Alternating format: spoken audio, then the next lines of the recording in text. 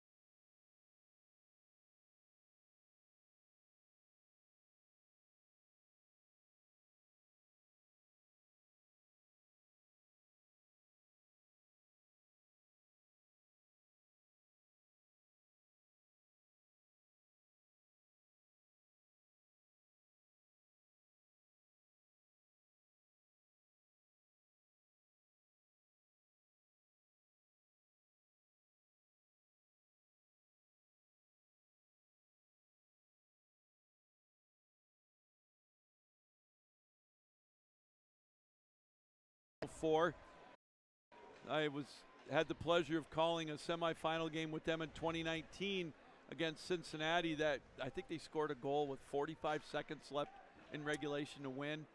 So they know what it's like to play Gulf Coast, so there's a lot of history between them. But Concordia, on the other hand, they're very, very good. We talked about it in our first broadcast. I think 0.5 of a percentage point behind St. Thomas to get the auto bid, and they breeze through regionals. So this is going to be a great matchup. Really looking forward to it. Both teams get ready to take the ice for you here. Lou did a great job setting the scene for us. This is a very important game from where these teams play right here in Pool B. As we saw yesterday, UMass, reiterating again, got the win yesterday over the College Bottineau. They were eliminated today from moving on as a result of their loss to Florida Gulf Coast. Meanwhile, Florida Gulf Coast keeps themselves in contention. Concordia got the win yesterday over those Eagles. So important for multiple reasons, and we'll turn this aside to our public address announcer for the starting lineups.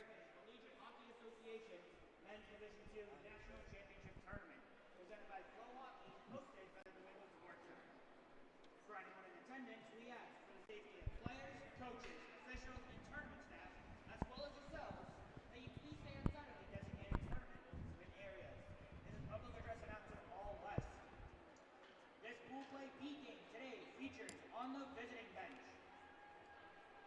the number 3 ranked team from the Central Region, the Concordia University of Wisconsin Falcons.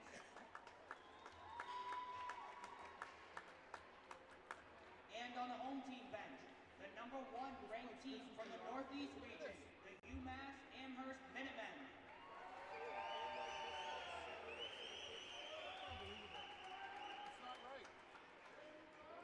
First, let's meet the starting lineup for the University of Wisconsin.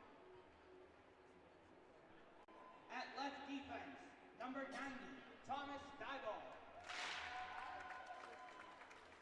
At right defense, number 67, Alex Way.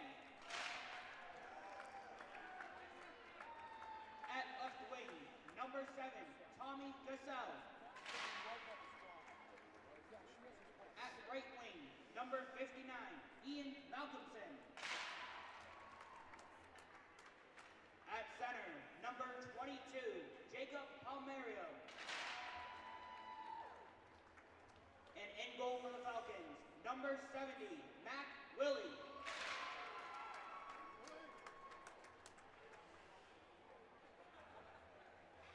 And now, the starting lineup for the Minutemen. At left defense, number 10, John McGrath. At right defense, number 17, Michael Dunning. At left wing, number 37, Cameron Ryan. At right wing, number 26, Scott Shoro. number 24, Mitchell Rickard. And in goal for the Minutemen, number 31, Ryan Dalita. Ladies and gentlemen, would you all please rise and kindly remove all caps for the flaying of the Star-Spangled Banner.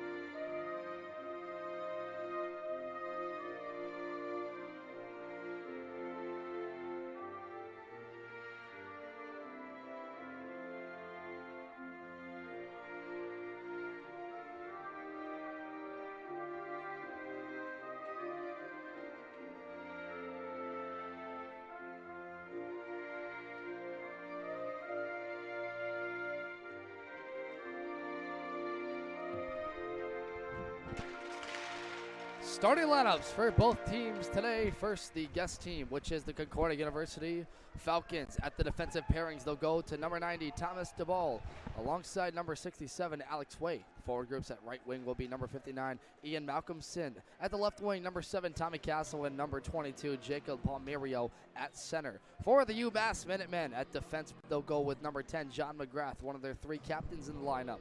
The other defenseman at right defense will be number 17, Michael Dunning. The forward groups will be Scott Chirac at the right wing, Cameron Ryan, number 37 at the left wing, and number 24, Mitchell Rickard, down the middle at center. Lou. And between the pipes, first for Concordia of Wisconsin, in goal will be Mac Willie out of Tacoma, Washington. And on the other side for the Minutemen of UMass, it's going to be Ryan Dalita out of Shrewsbury, Massachusetts. As Coach Mike DeFazio's crew from UMass looking to go 2-0 here in this pool play, while Shea Kitsky, the head coach of Concordia, also looking to go 2-0. How to be a dandy here.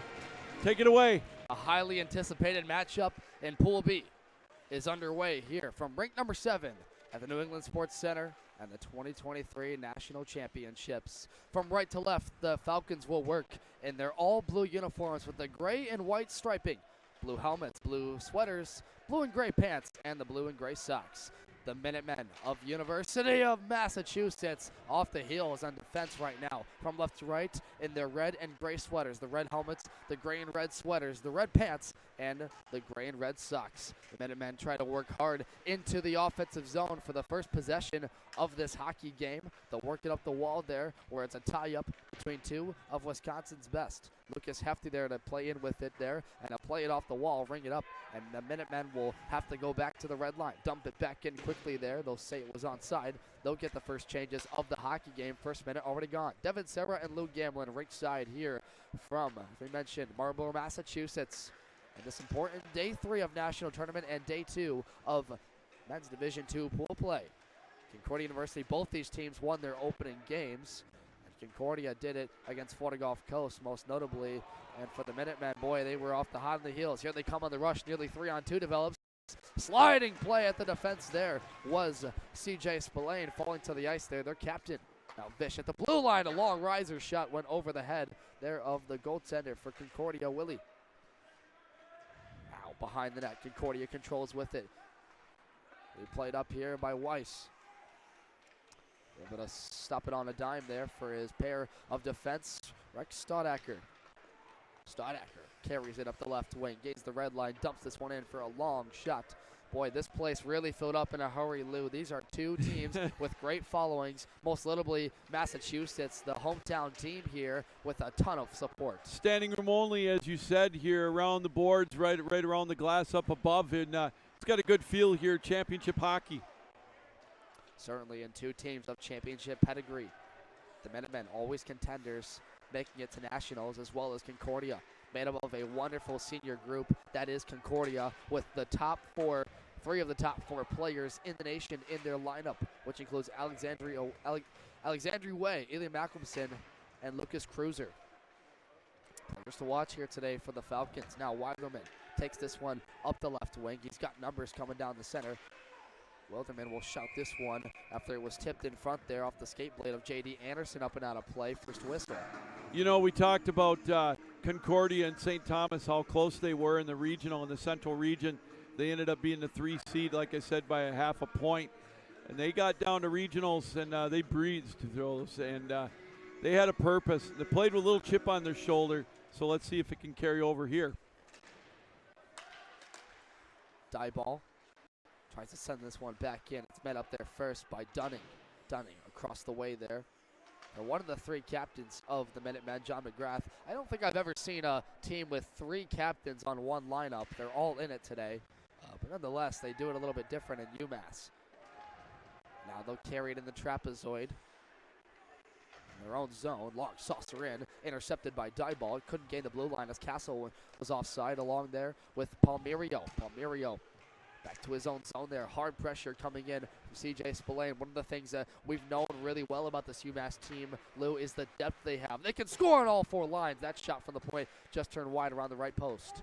Boy, there's firepower on both ends on this game, and that's what makes it so inviting here this afternoon. I'm not going to make any prediction because the last time I did it I was right about the other side. So I'm just looking for a great game, and I know it's going to be. 6 different Minutemen average over a point per game this season. The leading scorer of the season was Scott Chirac, albeit with 25 assists, 34 points. Here come the Concordia Falcons the other way, and a centering feed intercepted. And coming up the wing quickly now, moving with it is Cameron Ryan. Ryan with a shot on net. That one easily saved there by Willie, and already some contact in front of the net. That was Nick Roberts getting taken down. Great defensive play on the back end there by the Minutemen, and they were able to take control and get a nice rush down on the other end. So good start to this one, just about 4 minutes in, as Concordia looking to technically add to the underdog status here in pool play in Division II, because it looks like we have 2 4 seeds in the driver's seat. Concordia looking to make it a 3 seed as well. The Falcons with a record of 28 wins, 6 losses, and 1 overtime loss this season. Very impressive. Talking with some of their scratches ahead of the game, they say this senior leadership group is really good, and they score! No, it stays out. Oh my goodness, that came all the way to the goal line at the left post, and somehow, some way, Ryan Delita found that. Well, you know, the referee was right there looking at it. He had the best view of everybody, including the goaltender on that one, and he waved it off. So big break. Oh, look out, wide open net. Way missed the net. Oh, my. 2 prime rib scoring chances, and Concordia cannot finish. Oh, Devin, he's going to be seeing that one in his sleep tonight. Man, he had a golden opportunity that time. Oh, tough break. 2 tough breaks right in a row for Concordia. Boy, Delita has had to be sharp on his edges. But when I talked with one of the UMass goaltenders earlier today who played yesterday, that was Trey Peterson in their opening round win of the tournament, coming against Dakota College. But no, that's blown loose in the slot area. Second try, missed the net, and a frustrated Minuteman, and Leslie missed it. He was saying how Delita is one of the best goaltenders on his edges, and look out, wraparound chance coming, centering feed, just ringed off the back of the net. Oh my, look at the sparks flying. That one might have been outside. Standacker sent it on net, and it'll be finally settled down here. What a transition the last 2 minutes. Catch your breath, folks. Boy, this is back and forth we go here. 5 minutes gone in this opening period, and so far it's lived up to be as advertised, with both teams winning in their opening game, and a lot at stake here. Boy, a leg up to say the least. If you can get to 2-0, it means so much for these 2 teams to get a victory. Face-off will come to the right circle. They whistle it out. Some of the strengths this UMass team, I talked about the depth, the home ice advantage, and the goaltending. Now, on the other side of the ice, the Falcons have a wonderful power play. They have probably some of the most power play goals in Division II. Their leading point getter, as Andrew Way has 14 on the year, among other things. And so even strength, these teams can compete with each other. We know that. But Concordia is extra dangerous on that man advantage. Oh, definitely. And that's one of the things that I'm looking forward to seeing, if and when we get some power play opportunities here in this game, which with the intensity picking up a little bit here already, I could see it happening here before long. 14:55 to go. Face-off won by the Falcons. They try to send it in. It's a blocked shot from Pierce Kenny. Falcons try to cycle it down low. Easton Williams is the first one to the puck. Coming in to help him was Daniel O'Leary.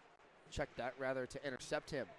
Zachary Reiser coming in there to take the puck away. And look out, there's a Falcon down on the ice on the far side.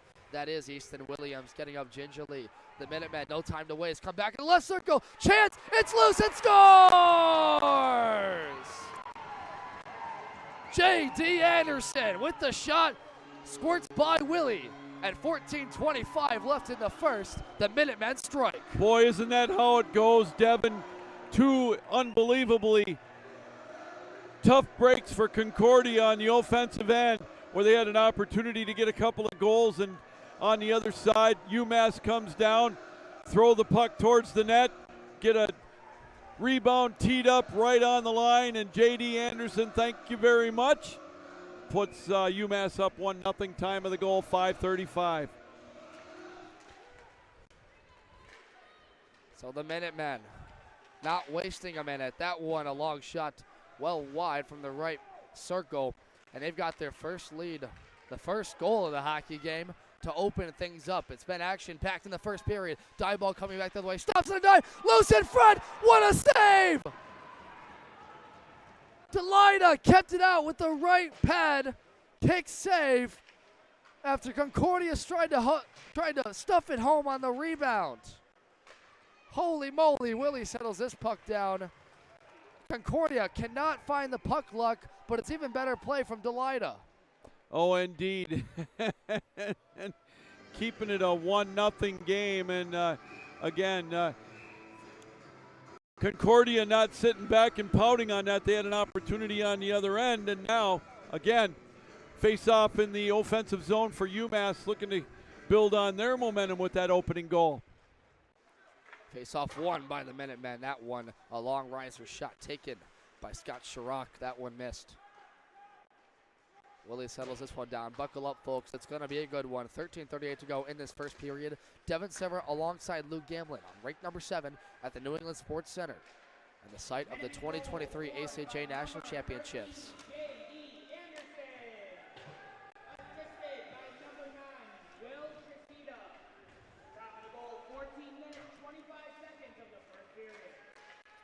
Score clock says 25. I think they meant 35. Lou, you called it right.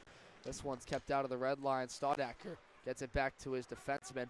Up the wall, Fredette carries it. I've got that Central Michigan degree. It's worth something, Devin, as you will know sooner rather than later. I hope. The self-proclaimed Harvard of the Midwest, eh? It's darn right. To the far left circle it comes, and there's going to be our first whistle of the game. And a penalty. I didn't see it. I'm sorry. I turned away from the play momentarily.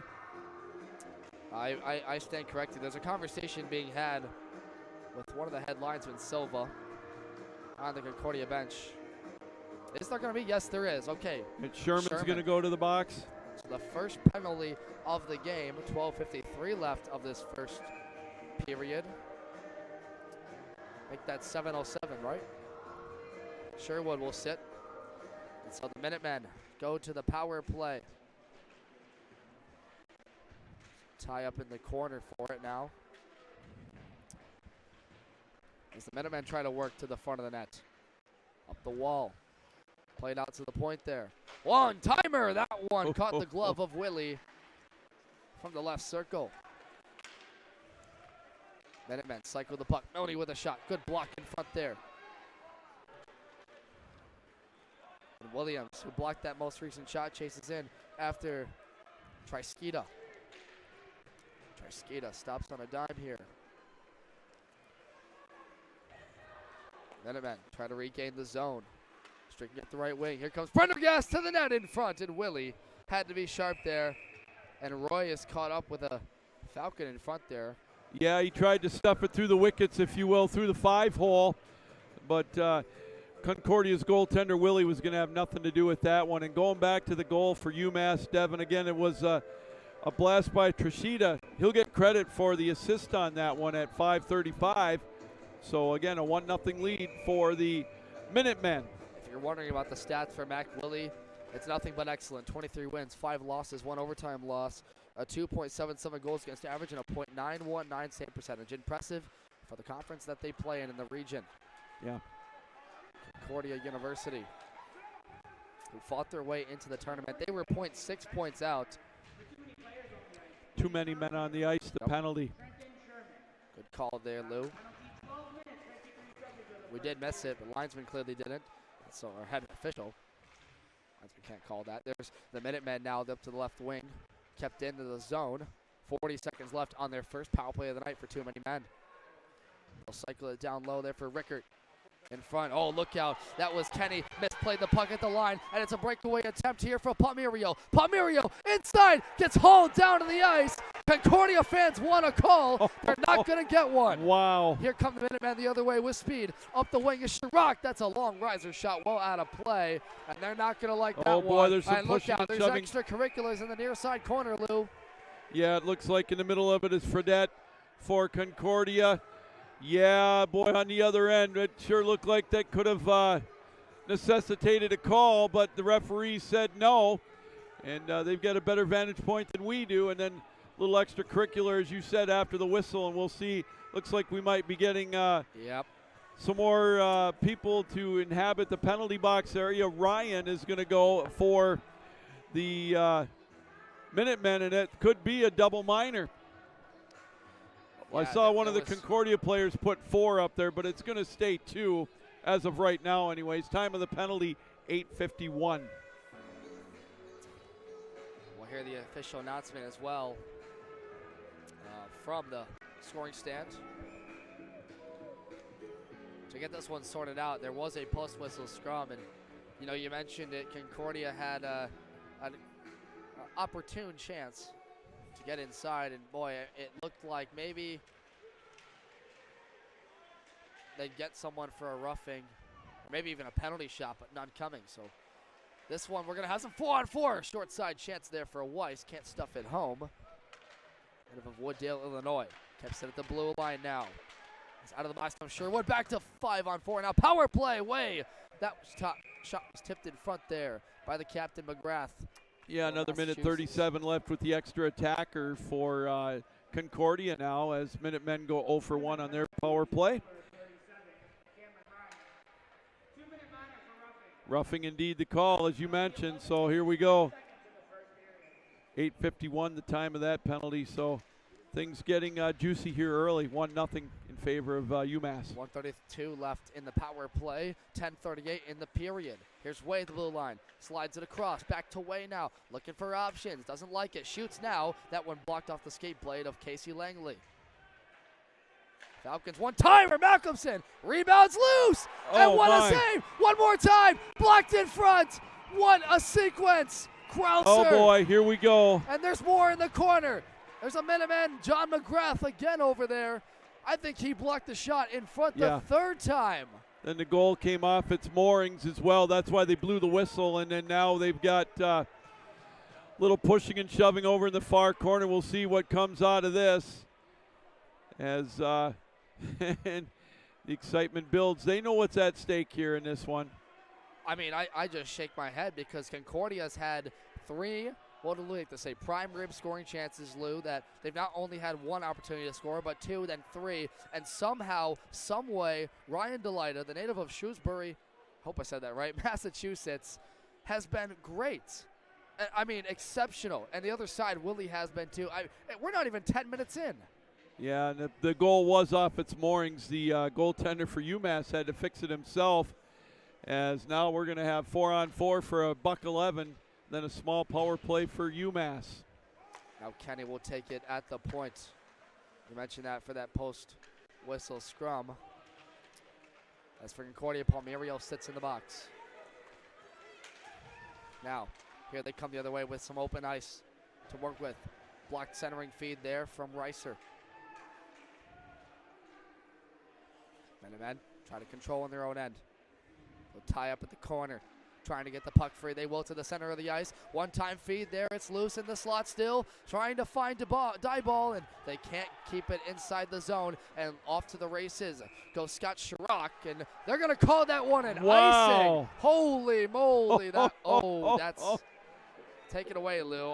Yikes. Yeah, that's all you can say. Oh, boy. Well, let's see if they change their mind and put the face-off at center ice. Yeah, yep. They are indeed. For the correction on the icing. Yeah. Official, a little... boy, oh, boy. Jump heavy? I don't have the right word for that. But nonetheless. Hey, those things happen. So, you know, it's got to shrug it yeah. off. Center ice face-off. 9:37 to go in the period. 27 seconds left on the penalty for UMass. They will have roughly 50 seconds if this carries over of the power play. Oh, there's going to be a, whoa! Yep, a call coming up here as it was tripped up on the play. Sam Weiss. Yeah, so the hits keep coming, and as it looks like that's going to be Michael Dunning. He'll take a seat in the penalty box as well. So, wow. Boy, the penalty sheet's getting filled up already here in this opening period. 10:43, the time of this one. Dunning goes to the box, more than likely roughing as well. And Lou, both these teams are so skilled, so fast. You can see that on the ice. They really complement each other, and it makes for some great hockey. Now Way is trying to look for a shooting lane. Kenny cuts off the angle. He'll rim the blue line with a shot. That one blocked off the knees of Prendergast. Kept in at the line there. Good play by Malcolmson. Roughed off the puck there. They're trying to find a shot. Loose for the rebound. Off center. Kraus winds up and misses it wide past the left post. Malcolmson down low. Trying to get it loose to Weiss. Concordia cycling the puck well. Here's Alex Way. Centering feed for Kreiser. And Malcolmson. And a better glove save there. Once again by Ryan Delida. Dunning's penalty is going to be tripping the call at 10:43. And I got to tell you, as we, looks like we're going to, well, I thought maybe we were going to get a media timeout, but we're not, probably going to wait till after the penalties expire. But the goaltending play has been solid for Michael Delita, but one of the things I've noticed, he comes out of the crease, leaves himself wide open for easy goals on rebounds with some of these acrobatics, something to keep an eye on if you're Concordia. Hefty across the way. Stodacker, one time for Hefty, got blocked. Turned wide to the far corner. Chasing it after it for them will be Gregor. Good play at the line, or half wall by Stodacker. Now gets it up to the line there for Wilderman. Looking for options to go. Wilderman tees it up. Blocked off the shin blade. Second chance for Castle. Hit the right leg of a Minuteman. Up top for Wilderman. Across for Roberts. Shoots. Saved by Delida. 40 seconds left in their power play. Wilderman on the net. Kick pad save once again by Delida. Stodacker across for the captain Gregor. Winds up. Blocked in front. Great sequence of events for the Minutemen. A couple of great blocks and even better saves by Delida. And 20 seconds left. The Falcons have to go back. Now they'll soar through center ice. Stodacker takes off the hit. Shot on net. Once again, Delida with the right pad. Up top to the point there. Die ball. Over to Stodacker. Down low, looking for a tip to Palmerio. High in the air. Out of the box, back to 5-on-5. And straight off the bench, quickly coming in is Trisketa to rough up Castle. Castle trying to keep it in the corner. Minutemen sauce this one long in the air. Bounce off the near side glass. Back into the UMass zone. Now they'll clear the zone. Get some time. It's going to come back for an icing as it gained the trapezoid in the red line. 6:52 left to go in this opening period, and boy, it's been full of fireworks early on. We kind of figured it might be, Devin, as these teams so much at stake, both undefeated here.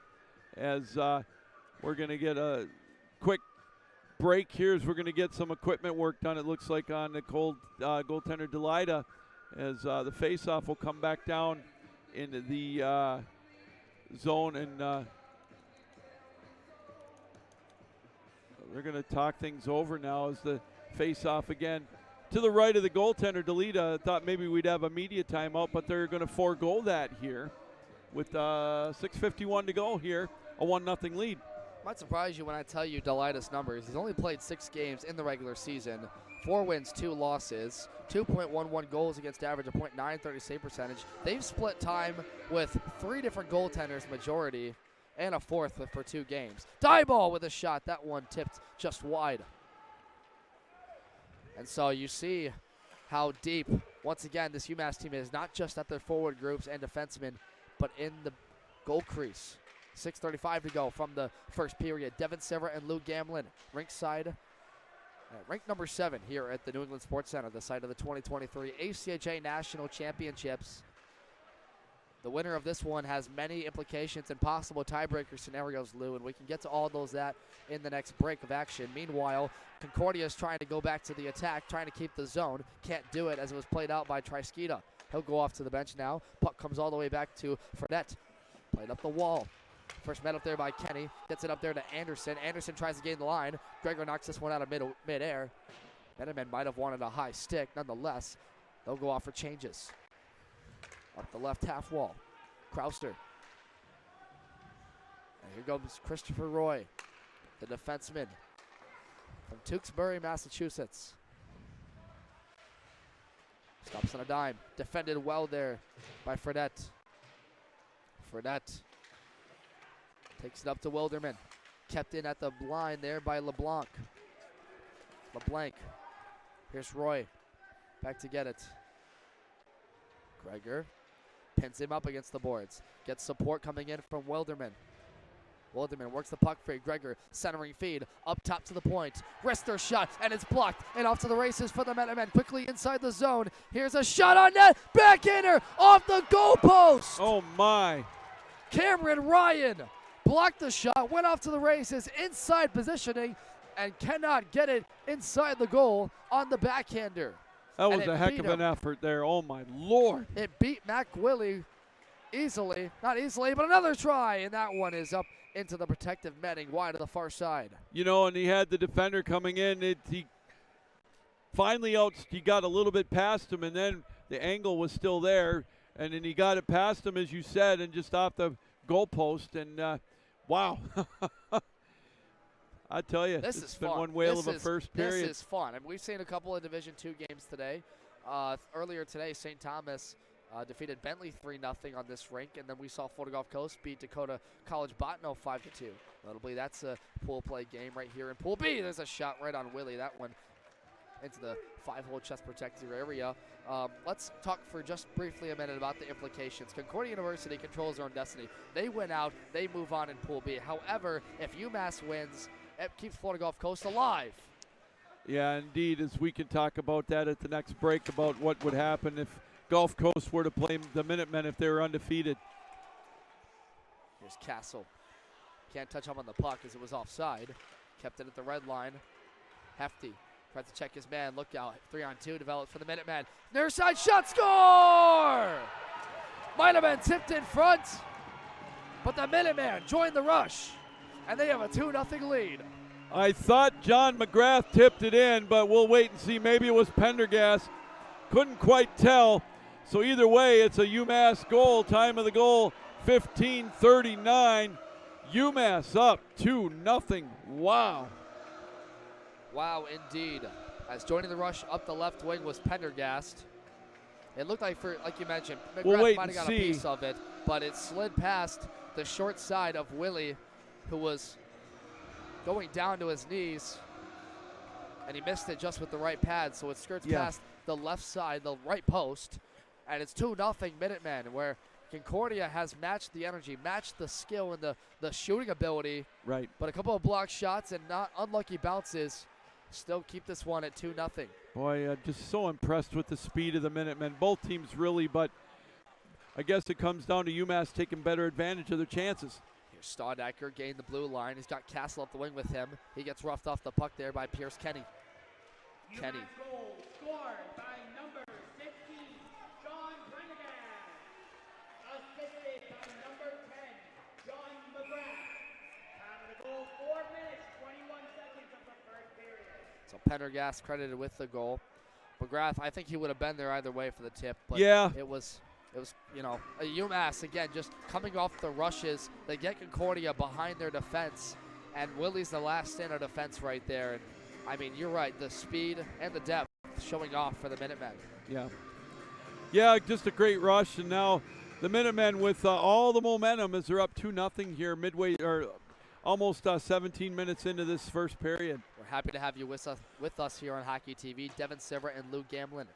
Rinkside game number 3 of 4 here on this rink. 8 games total in action. What a save. Left pad save by Willie. Right down memory lane. Anderson was trying to stuff it home. Boy, you know, the first couple of games we've seen today where there's been opportunities like that, the teams have had a hard time getting control of the puck in the low slot area by the crease. Not UMass. That's the one thing I've noticed, or Concordia for that matter, as now we're going to get a penalty call coming up. I think we're going to get coincidental minors on Fredette and Tashida. So anyways, that's the one thing I've noticed, especially with UMass. They're finishing that play, and that's why they've got a 2-0 lead. Coincidentals for Trisketa and Fredette getting caught up near the corner. Shot on net, easily saved by Willie. Rebounds loose, and they stuff it home. Short side chance there as Willie fell to his knees. And now goal by J.D. Anderson, his second of the night, puts the Minuteman in a convincing 3-0 lead. Wow, 16:39 the time, exactly 1 minute after the Pendergast goal, and holy jumping.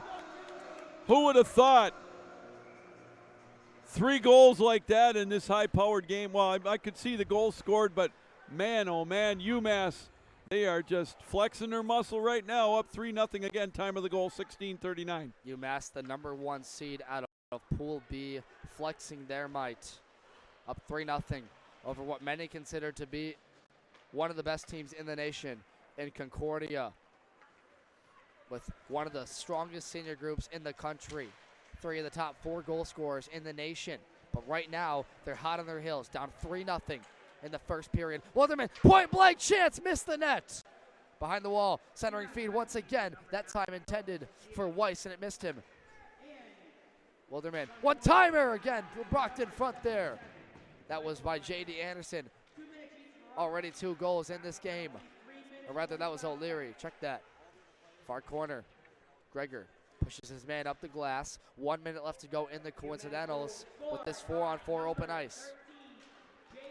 Here's the captain. O'Leary gets it up the way there to Chirac. Chirac gets support off the bench there. Whiffing on the shot attempt was Reiser. Now Hefty tries to work his man off the puck. Reiser wants an interference call, not going to get one. Staudacker to control this puck. 1:55 to go in this first period. Now Staudacker will settle this play down. Spetch will go off for changes. Wilderman off. Coming on will be Malcolmson. Here they come on the breakout. The Falcons look to fly. Staudacker down the middle, up the wing. Lead pass there for Palmerio. Palmerio looking for a lane. Sidesteps one player. Up top to Wilderman. 1:30 to go.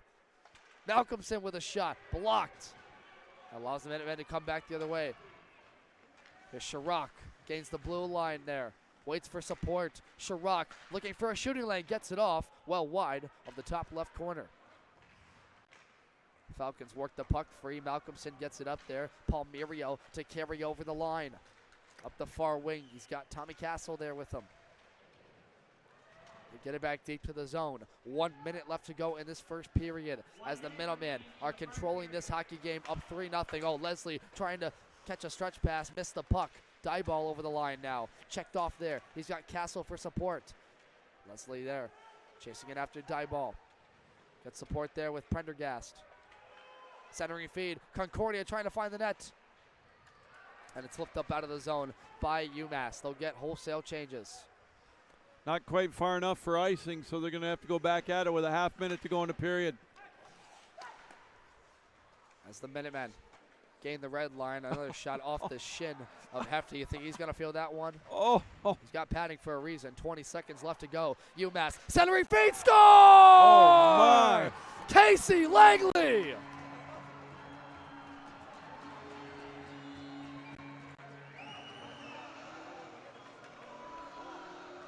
Four nothing Minutemen with 17 left to go in the period. And the UMass crowd loves it. A 4-0 advantage. Casey Langley did what you're supposed to do, just go crash towards the net, see if you can put one past the goaltender, and boy, this Concordia team in a little bit of shell shock here. Time of the goal, 19:43. The Minutemen bench buzzing. And their head coach, Mike DeFazio, ecstatic. Meanwhile, Shane Kitsey on the other side for Concordia will need to make adjustments here or find some puck luck, something to get back in this hockey game, as it's all UMass through the first 20 minutes. 4 seconds to go. One last chance for Steinecker. Slides it across. Last shot of the period and never gets to Delida, and that will be it. So the Minutemen, 4 goals in the first period. J.D. Anderson with 2 of them, and his team is out to a convincing advantage. Both teams will go to the locker room and get some water. We'll get some too. Stay with us, folks. Second period action in 15 minutes. You're watching Men's Division II Pool B action between UMass and Concordia right here on Hockey TV.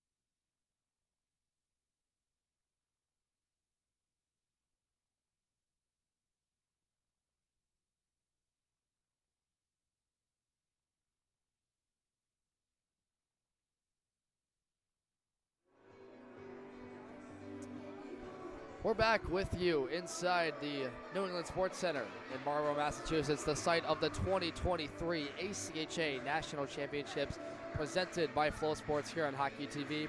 I'm Devin Serra alongside Lou Gamblin. Take a deep breath, folks. This one had a lot. First 20 minutes of action, it's all UMass. 4-0 the score after J.D. Anderson with a pair of goals got things started. First, J.D. got started at the 5:35 mark. Then it was a sequence of penalties on both sides, 3 each for both sides. 2 of those were coincidentals. Both teams are 0 for 2 on the power play tonight. But then at 15:39 for them, it was Sean Prendergast sliding home a puck. We thought it was tipped by McGrath, but he was credited with the assist nonetheless. Then Anderson striked again a minute later at 16:39, and then with 17 seconds left, a backbreaker as Langley is able to put this one past the far side of the goaltender for Concordia, Mac Willie. And Lou, a lot to digest from that. Concordia matched the pace. They actually outshot UMass 11-9 in that period, but the Minutemen are buzzing. Well, I know, as crazy as it sounds, they did indeed outshoot them because they had a barrage of opportunities in that opening period, a couple of wide open nets that they couldn't take advantage of. And, the last opportunity was about, 30 seconds before that first J.D. Anderson goal. On that Langley goal, by the way, they did give a couple assists out, one to Joey LeBlanc and also to C.J. Spillane. But it is 4-0, but to the point about the barrage at the beginning of the period, if you're Concordia, you got to keep it up. And the reason why, in my opinion, is the goaltender, Delita, for the Minutemen. We've found him out of position on more than one occasion. He's given up a lot of big rebounds, a lot of real easy second chances. And if you're Concordia, you keep that pressure up. You can maybe take advantage of a couple of those opportunities, make it 4-2, 4-3. It's a whole new game as we still have 40 minutes of hockey left. Ryan Delita is a freshman from Shrewsbury, Massachusetts. I had the chance to talk to Trey Peterson, one of the other goaltenders, and the goaltender that got the win for UMass 3-2 yesterday over Dakota Botno. He said this kid is the future of the UMass program. He is one of the best goaltenders he's ever seen on his edges. He's very quick, very agile, very athletic, as you can see, making sprawling save after kick save, after windmill, you name it, he stopped it. Delita, wonderful for the UMass Minutemen in net. And so Concordia University, we talked about all the firepower they have. It wasn't with a lack of effort. They had their scoring chances and couldn't pin it past him. So with a tall order down 4-0 after 20 minutes, they got to muster some confidence against a Minuteman squad that is red hot. Puck is dropped and we are underway from second period action on Rink 7 here in Marlborough. From right to left, the Minutemen will work in their red and gray uniforms with a kind of a greener tint. Red helmets, gray jerseys, red pants, and gray socks. The Concordia Falcons in their all blue uniforms with the white and silver outline. Will try to work it to the offensive zone. They can't do it. Now they will skate it out through center there. Drop pass from Malcolmson, taken up by Castle. Coming back the other way. Now, in the attacking zone. They try to skate with it here. Taken over, roughed off the puck there momentarily. Scott Chirac, one of the 4 captains on this Minuteman team. Boy, I thought I named all 3 of them, but I didn't. It's 4. So it's John McGrath, Daniel O'Leary, C.J. Spillane, and Scott Chirac. The 4 C's. Mike DeFazio is the head coach of the Minutemen. Assistant coaches are Jamie Majorane, Anthony Lapierre. Puck comes free to Concordia. They'll try to set up in the O zone. Decker with a shot. That one got blocked off the left skate of McGrath. Left circle, cross ice feed for Fournette. Takes a shot on net. Oh boy. Delita finds that one in his wickets. And none coming after. It's a stop. Yeah, he juggled that one briefly there, Devin, and but he was able to control it. And I said that he was out of a position a few times in the opening period, but he does, he's got the confidence. Obviously, he's got the shutout. He's played well, and right there, that's going to do nothing more but bolster it even a little bit up. Fournette will turn heel, get this puck back to the half wall. It's carried out by Sam Weiss. Farnett with a shot. Off the paddle save of Delita. Now it's carried out back to the Concordia zone. Will get to the trapezoid, but no icing. Farnett comes back to retrieve it. Played up the wall for Kreiser. Now Reiser takes it. Reiser moves it ahead. Working in deep there is Leslie. Coming in for support is Prendergast. Prendergast with an assist tonight. Shot on net from the point, easily gloved down by Willie to the applause of the Concordia crowd.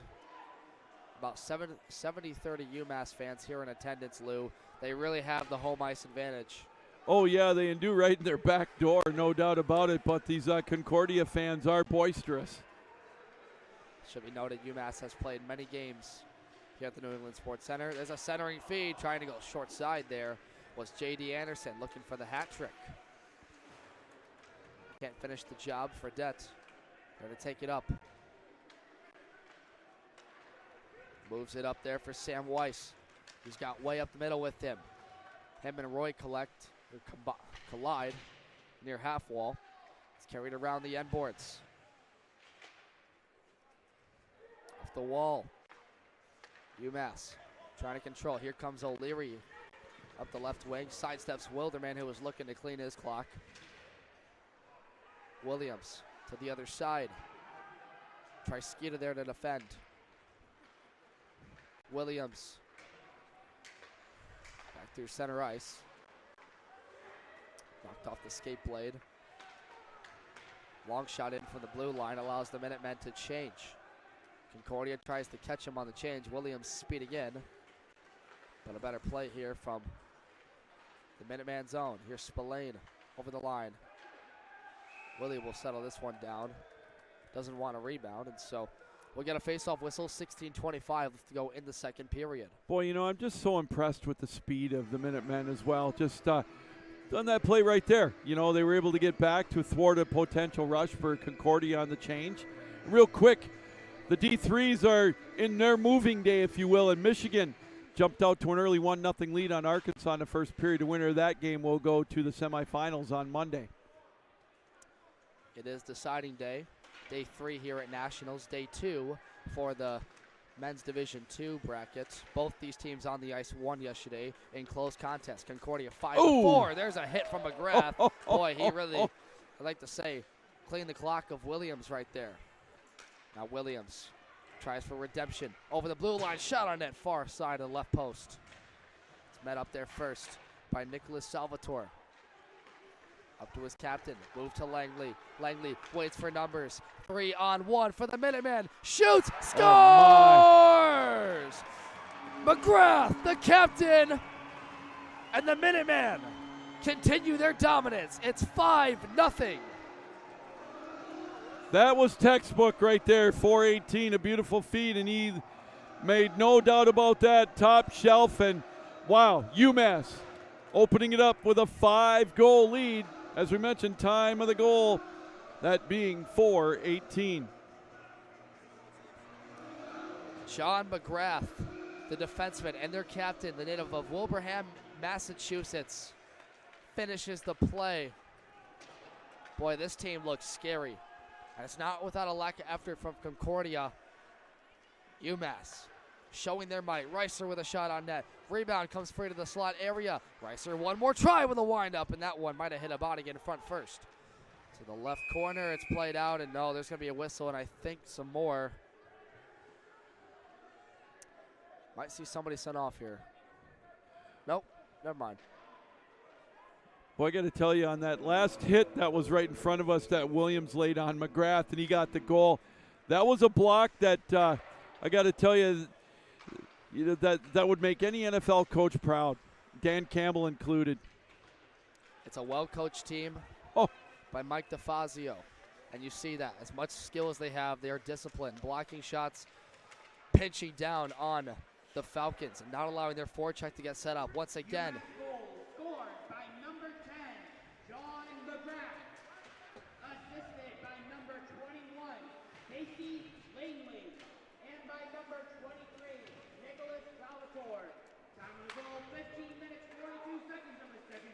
Centering feed intercepted there by Malcolmson. Langley with a goal and assist tonight now. And McGrath gets on the board. He also has a goal and assist tonight. Played in their own end now. It's tied up there by Leslie. Leslie tried to wind up, missed it. Roy with a second chance, and he gave a riser right over the top of the goal crease.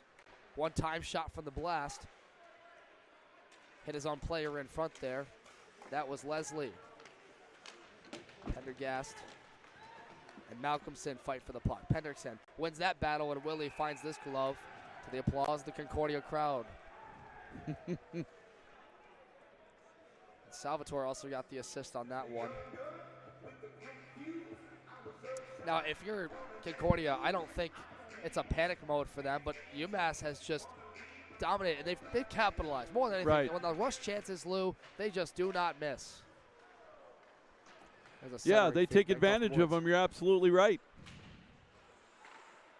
Up top of the point, Willie finds that one all the way.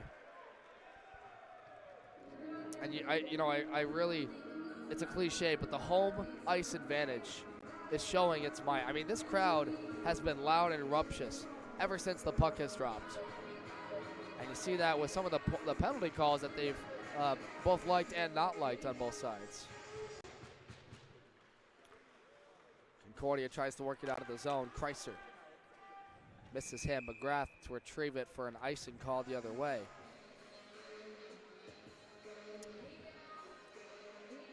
Shots in that first period I mentioned were 11-9 Concordia. That most likely now is in favor of UMass. UMass doesn't play until this next one against Kentucky. Here's Trisketa to dig in for the draw against Weiss. Trisketa. O'Leary tries to come in to help out. Witherman has to fight him off the puck. Kreiser backhands this one after taking a check. Trisketa keeps the line. O'Leary dumps it deep into the zone. Oh my. Willie, an odd bounce, came out between his wickets. Caught the surprise of him and the rest of this crowd. Long saucer intended for Kreiser, missed. Concordia is trying those stretch passes, Lou, and it just hasn't worked for him. Well, they got to start trying it indeed, with 6:38 gone in the second period, a 5-0 lead. I know still lots of time left, and I still say that if they keep the pressure on DeLita over on the other end, start getting some commotion in there. He's been giving up so many great second opportunities that, they can put one past him, get that momentum just like UMass had at the end of the opening period, and still turn this one into a game. Well, Lucas Cruiser, Ian Malcolmson, and Alexandra Way, 3 of the top 5 scorers in the nation, haven't been able to get their footing yet. They've had their chances, you're right, but not in this second period. It's been all Minuteman with just about 7 minutes gone in the second period. Devin Serra alongside Lou Gamblin. From break number 3 here at the New England Sports Center and the site of Men's Division II action, Pool B, between the Minutemen and the Falcons. Lots of buzz, lots of hype between both these fan bases coming in. But one side is louder than the other right now. That telling of the score. The Minutemen try to keep it inside the zone now. Weiss tries to work his man off the puck. He will successfully. The Falcons get it out of the zone. Die ball up to Cruiser. Cruiser looking for a shot, and Die ball saw that the whole entire way there. Or rather, DeLita, sorry. And it's a whistle. Just as I say that on the last time out, that shot, he just gloves it and hangs on. Beauty of a save. He had the angle. He had the clear vision on that shot.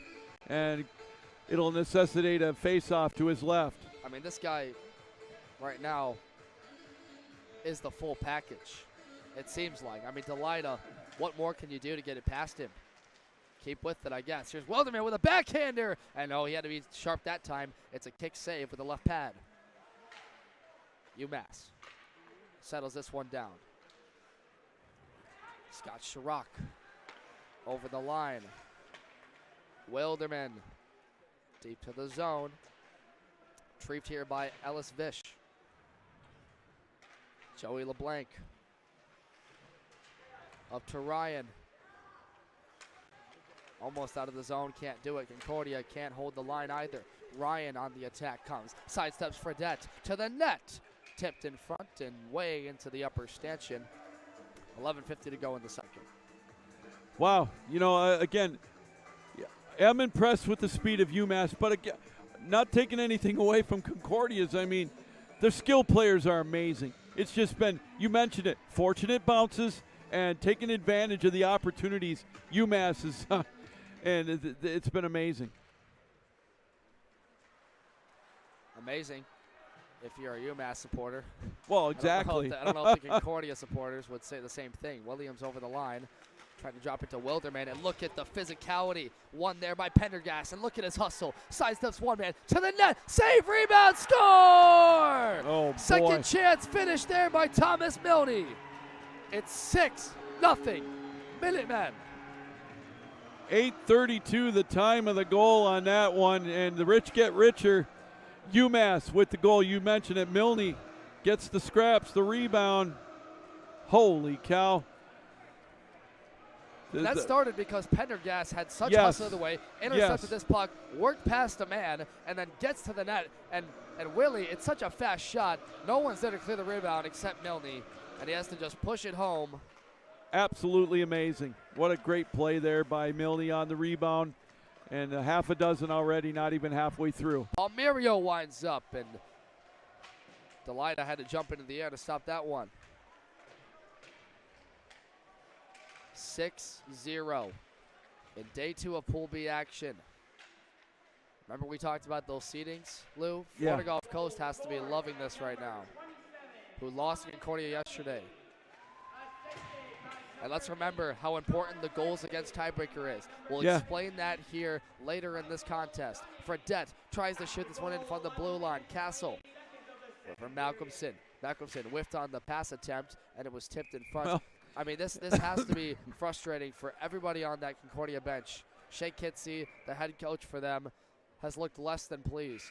Yeah, I think we're going to get a media timeout here, which is probably a good thing for Concordia. And you talked about Florida Gulf Coast. I think now if you're an Eagles fan, you want Concordia to start making Massachusetts sweat a little bit.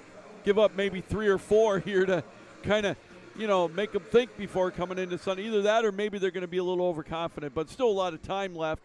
But if you're Concordia, I can't say it enough. Go back to what you were doing in the first period. Keep the pressure on Delida. There was another instance over there where he gave up a big rebound. All it takes is one to get the ball rolling. Just ask UMass in the opening period. There's still 30 minutes left in this one. It's a talented team. Don't get me wrong. They beat Florida Gulf Coast 5-4 yesterday. It was a close game. Florida Gulf Coast is one of the best teams in the nation. But in a score like this, I mean, how do you overcome that on the bench? Looking at that, I know it's easy for us to sit up here and say, with the coach speak, if you will, they're still in it. They're still in it. But mentality. You're deflated right now, but you got to really dig down. Without trying to cheer them on, you got to dig down, try to find it, try to get that momentum, get a goal or two here in the next 4 or 5 minutes. I'll tell you, if they do that, maybe UMass gets on their heels a little bit. Scoring in bunches, like you like to say, that's what Concordia needs right now. Saucer through the air, caught for Fredette, and the bounce doesn't go his way, and it leads to a race for the puck. Langley lost the edge for just a moment. Magliozzi dumps it down the other side. They gain the blue line, however. Fredette tries to take this pass, frustrated, bangs his stick on the ice. It comes to Willie, and he has to glove this down because the smoke was too hot. It was coming straight to the net on him. And again, the bounces, UMass is just getting every single, home ice advantage, right? Maybe they know the board's better than Concordia.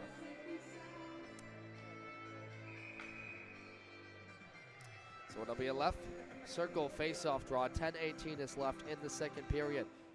UMass got out to a 4-0 lead from goals from J.D. Langley, along with their captain, John McGrath. Guys like Prendergast have had a couple of points. Langley had a goal. And then in the second period, to open the first 10 minutes, they exploded. 2 more goals. Here's Cruiser trying to wrap it around in front. There it is. And it's another save in front of the net. Yeah, we got a penalty call coming up, too, with the commotion in the crease area. We'll see what comes of this. But, yeah, that's what they got to do. As simple as it sounds, they just got to keep the heat on in the crease area down there. And Delida is down in his crease. Yeah, it looks like he's holding his lower back. Trainer's got to come on for UMass. Boy, what a tough break there. Lou, what did you see? I think it was, they were trying to crash the net from the right side. Yeah. Cruiser tried to wrap it around, got it to, I think it I was don't know Hefty who wrapped it around, and then they all crash into the net. Yeah, and he looked like he got caught up. I don't know if it was in the netting or, he got contorted the wrong way, if you will. And so, yeah, he's down in pain. It looked, I don't want to speculate, but it looked like when he was laying there, he was kind of reaching for his lower back area. So hopefully it's not that. Hopefully it's not anything serious, but they're going to get number 30. That's going to be Thomas Haley. He's going to get warmed up over there in front of the bench to come in relief. And so here we go, 10-13, the time of the penalty. So UMass, they will get another power play opportunity, their third, as they attend to Delita in the crease area in the UMass end. Certainly an unfortunate sight. Delita has been so good today. Not just on the initial saves, but stopping Concordia from banging home.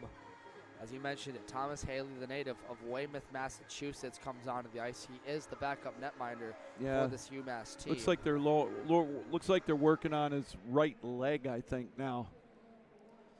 Yep, and they'll talk about this one for a little bit, as I believe for Concordia, that's Fredette into the box.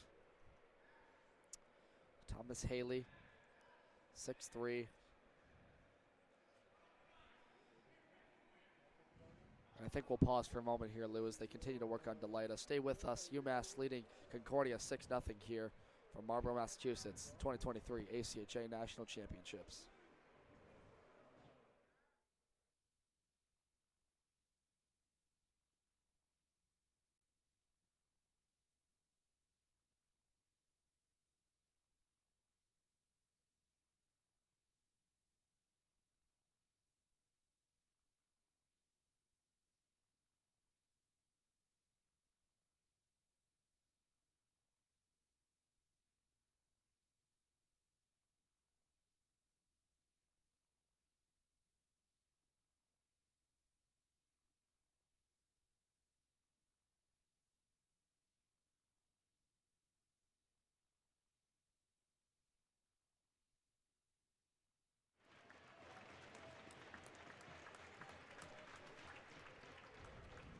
Applause of both crowds here on rink number 7, New England Sports Center. Devin Sarah alongside Lou Gamlin as goaltender for University of Massachusetts Minutemen. Ryan Delita gets to his feet, the freshman from Shrewsbury, Massachusetts. After a hard collision in front of the net, saw him go down for a number of minutes and escape back with support to the locker room. By McGrath and his trainer. He skated around over there in the near corner to try to, maybe shake it off a little bit, try to stretch it out. But unfortunately for him, he's going to have to go to the locker room to get it checked out, and that's a smart move. And fortunately for UMass, Haley gets to inherit a 6-0 lead. So now if you're Concordia, they are going to be short a man for 2 minutes. But, other than that, if you're Concordia, maybe you can test this new goaltender once you shake off this penalty kill. We'll get you an update on Delita as we receive it. Meanwhile,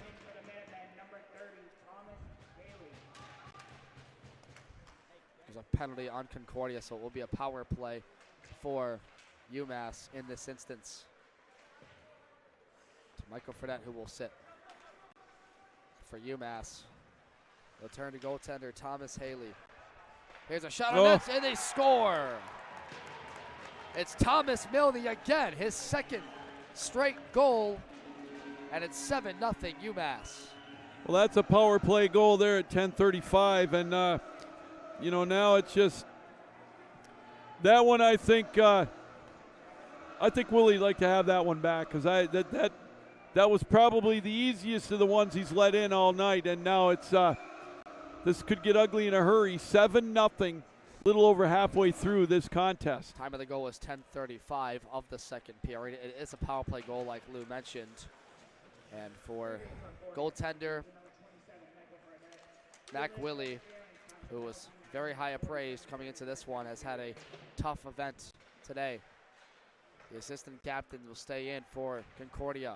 Meanwhile, the Minutemen go back to work. Here's Reiser, top of the left circle, sends it back down low, banks this one off the back of the net. It's collected up here on the wall by Cameron Ryan. Looked it down low. For center field, Ryan, one-timer, and that was a nice save by Willie with the right pad. There's Castle, cross-ice it for Palmerio.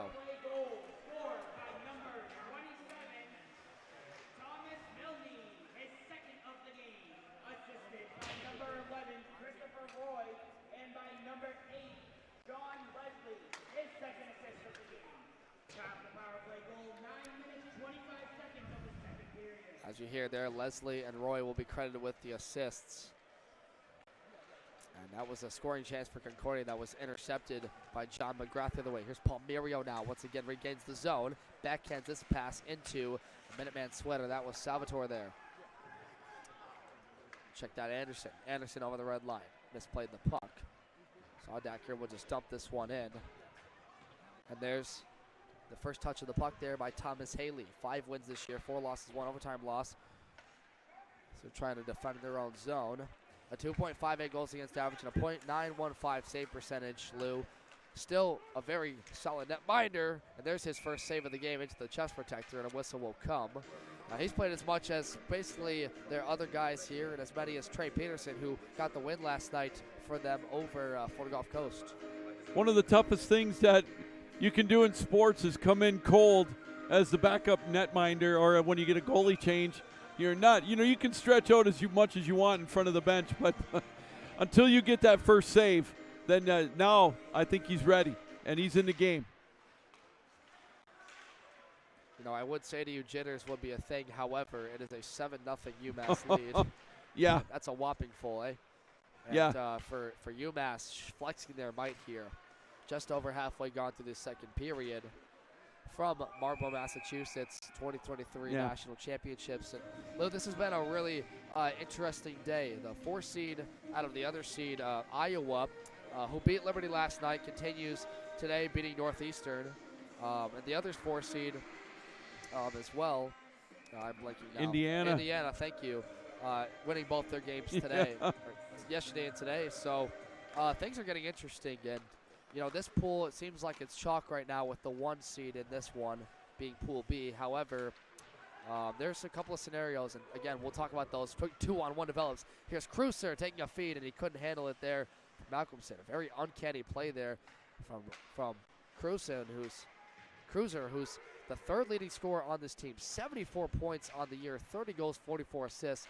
But they just look out of sync right now. Here's a chance for Concordia now. Hefty at the right circle, blocked. Nice job by Colby Magliozzi to get in front of that puck. Long riser here, and Dyball in hot pursuit there from Salvatore. So again, their scoring opportunity fails. UMass on the attack. Rister went wide of the net there. Attempted by Prendergast. LeBlanc sends it back in. Hefty gets it back to Dyball. Up the wall, through center, not away, misplayed the puck. Prendergast drop pass there and offside because he missed Milne on the wall. Just a shade. And getting back to your point about the 4 seeds, Devin, if Indiana and Iowa both win their games tomorrow, or they both win their pools, they will play each other in the semifinal. So that means that we will be guaranteed the opportunity of a 4 seed going into the final on Tuesday night. So that's a parity at its finest. That's why we said all weekend, this is where the real March Madness is at. Yeah, certainly. And Pool D has been interesting because Lindenwood, who has players from the reigning Division I National Championship Lindenwood team, that's now NCAA, had their win. Now here comes Concordia, and a good save there that time by Monty from the near side. And another 2-on-1 break for Concordia. They can't finish on. Haley, check that. Don't know why I said Monty. 5:40 to go in this second period. Here's Fredette. Sidesteps one player. That one got blocked in front. UMass continuing not to put their foot off the gas. That is off its mooring. Yeah, good call on that, Devin. as Concordia looked to try to keep the pressure on, but the referee saw it come off its moorings with 5:32 left to go in this middle period. So Concordia, again, I don't want to sound cliche-ish or coachish, but they got to bear down, get a couple of goals here, and you never know, go into the end of the period down 7-2, carry that momentum, and then you just play it in increments. Every scoring chance they've had has been either saved or blocked in front, and that one was a better save by Haley. Another try, squirts through off the right post, and they score. They push it home there. There we go. For Concordia, I believe that was Tommy Castle getting in there. Might be credited to Sam Weiss, but nonetheless, Concordia finally gets on the board with some puck luck. 7-1 is the score. Indeed, it is going to be Weiss credited for the goal at 14:37, so here we go. Maybe Concordia can build on this. Snag another one or two here before the end of the period and make a game of it, as we still have a lot of time left, about 24 and a half minutes left to go in this game. Sam Weiss, the native of Wooddale, Illinois, one of the 4 leading scorers for Concordia this year. Matched 60-plus points this year. They're trying to go to work there on Haley on the short side. Can't find the puck. UMass gains possession of it. And Weiss, third most assists, 39 on the year, 24 goals. On the paper, this Concordia team can score at will. However, that's not the case right now. It's been blocked shots plethora before he came out of the game for an injury. Let's recap that for you. Ryan DeLita was pulled from the game about roughly 7 minutes ago for what we presume to be a lower body injury. Yeah. Not going to speculate, but DeLita out of the game. So came in, backup netminder Thomas Haley, who's a veteran goaltender for them anyway, has to relieve him. And boy, you really hope DeLita is okay, because Cruiser with a shot now trying to turn inside, goes on the net. Ooh. There, a second try, and getting in front of the puck there was Haley. Now that might have been his best save so far. Oh, there's no doubt about that. And he fell on the play too and still found a way to get his body in front of that one. And we'll give you an update on DeLita as we get it, most likely at the start of the third period. 4 minutes left to go in this one, however. UMass with 2 goals to Concordia's 1 in this second. Sorry, 3 goals to Concordia's 1. The Falcons, Roy, 1-on-3. Gets support from Cruiser. Cruiser in the far corner, trying to fight off a Minuteman, Dunning. Fredette. Love that a mid-air there from Doyle. Check that, try Skeeta. And he'll find that one and dump it the length of the ice. Won't gain the red line in time. UMass will change. Up the wall for Cruiser. Finishing the check there his way, and McGrath, what a nice guy, finishes the check and gives him a pat like, sorry, bud. I think he might have caught him from a bad angle. Nonetheless, they'll fight in front of the Concordia bench. McGrath with speed intercepted. Finishes the check. Wow, that one was big, eh? Holy moly, Rex Staudacker taking the hit from McGrath right there. McGrath's a big boy. Behind the net, Concordia. Michael Fredette. Roy couldn't play the puck. Here's Malcolmson. Centering feed. Oh, Way could not find that under his wickets in time. Malcolmson to the wayside. Finished the check there from Zachary Reiser. And Haley will settle this one down. 2:24 from the second period. Devin Sever and Lou Gamblin ringside here in this Pool B matchup that has lots of implications. We'll try and let you know about that. Start of the third period, so stay tuned with us for that because there's a lot to digest. Giving an update on the goals against standings, that is important, and we'll tell you why that is in that break. Short answer, tiebreaker. Gregor to dig in for the draw. And it's a violation, so this one's going to be reset. As Pendergast collects himself.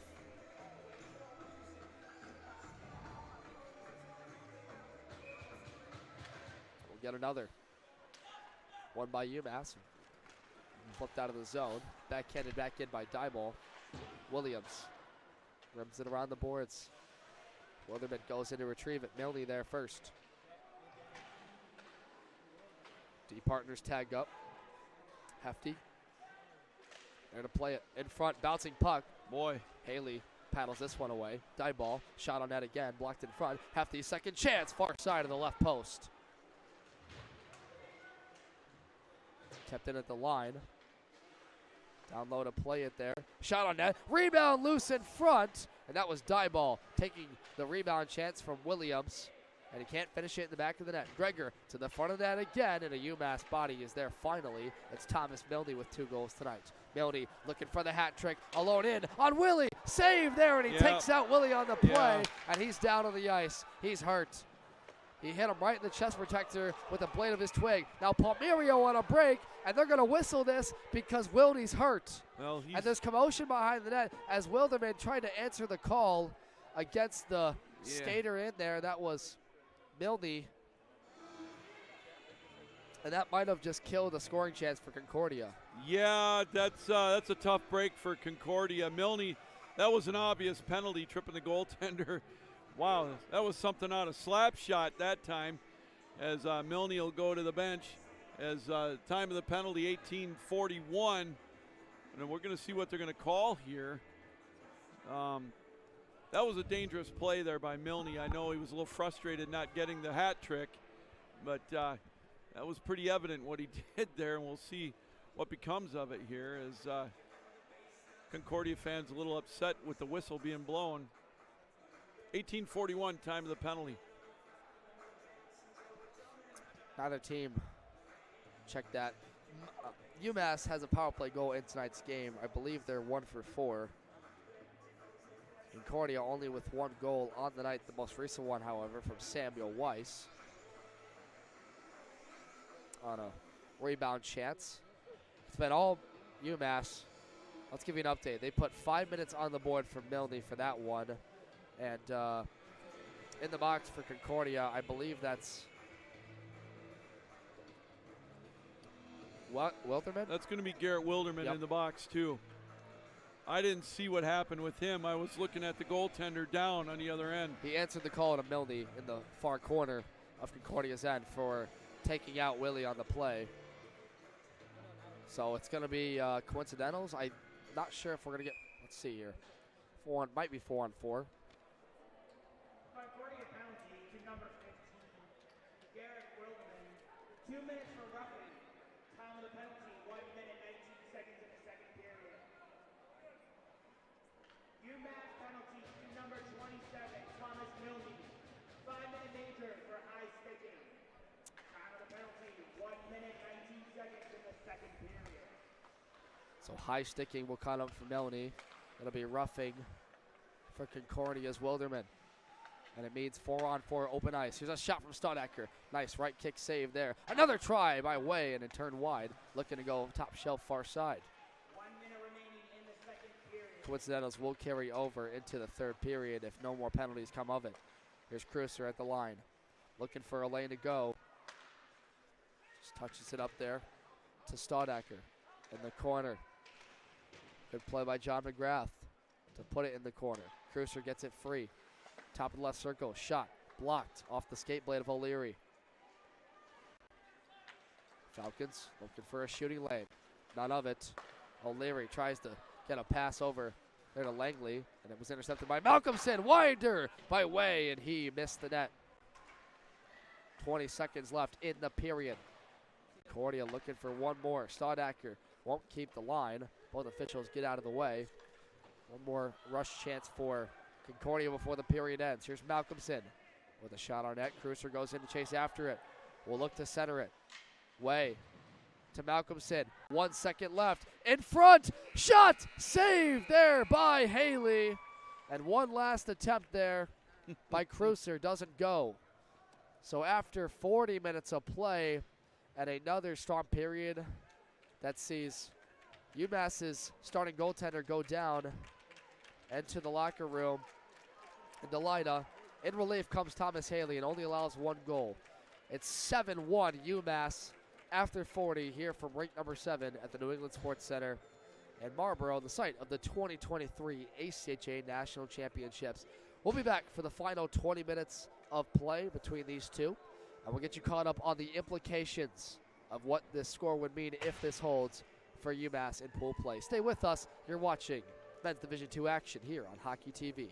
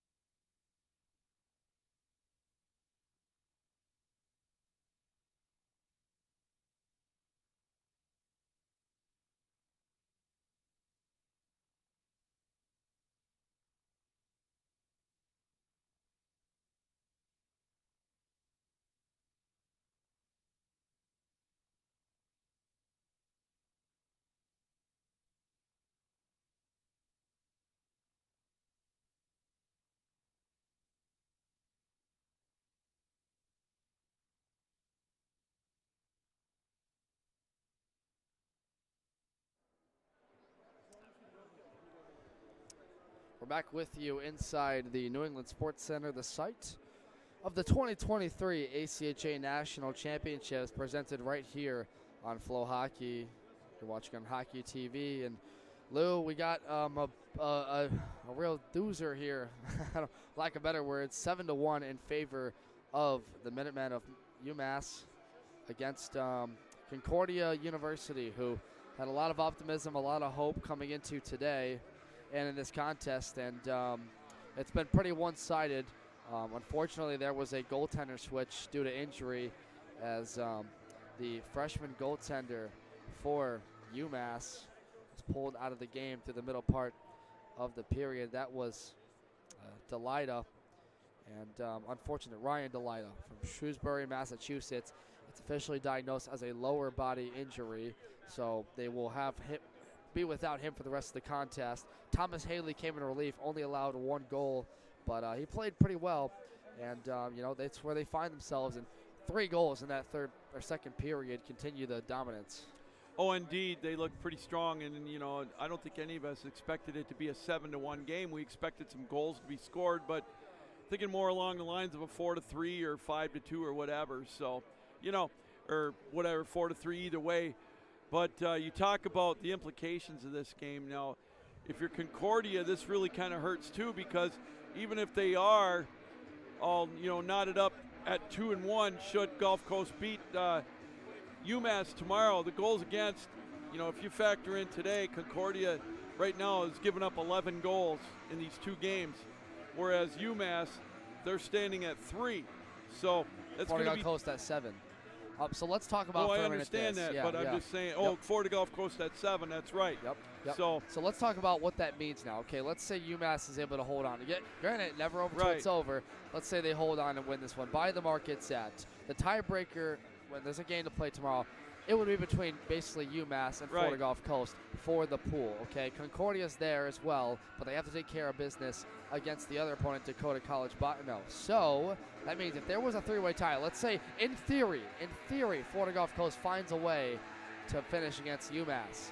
That means there'd be a 3-way tie between Concordia, UMass, and Florida Gulf Coast, and the tiebreaker would come down to goals against average, which for now sees UMass in the lead with 3 to Florida Gulf Coast 7, Concordia 11. Yeah, so UMass could lose the game 3-1, let's say.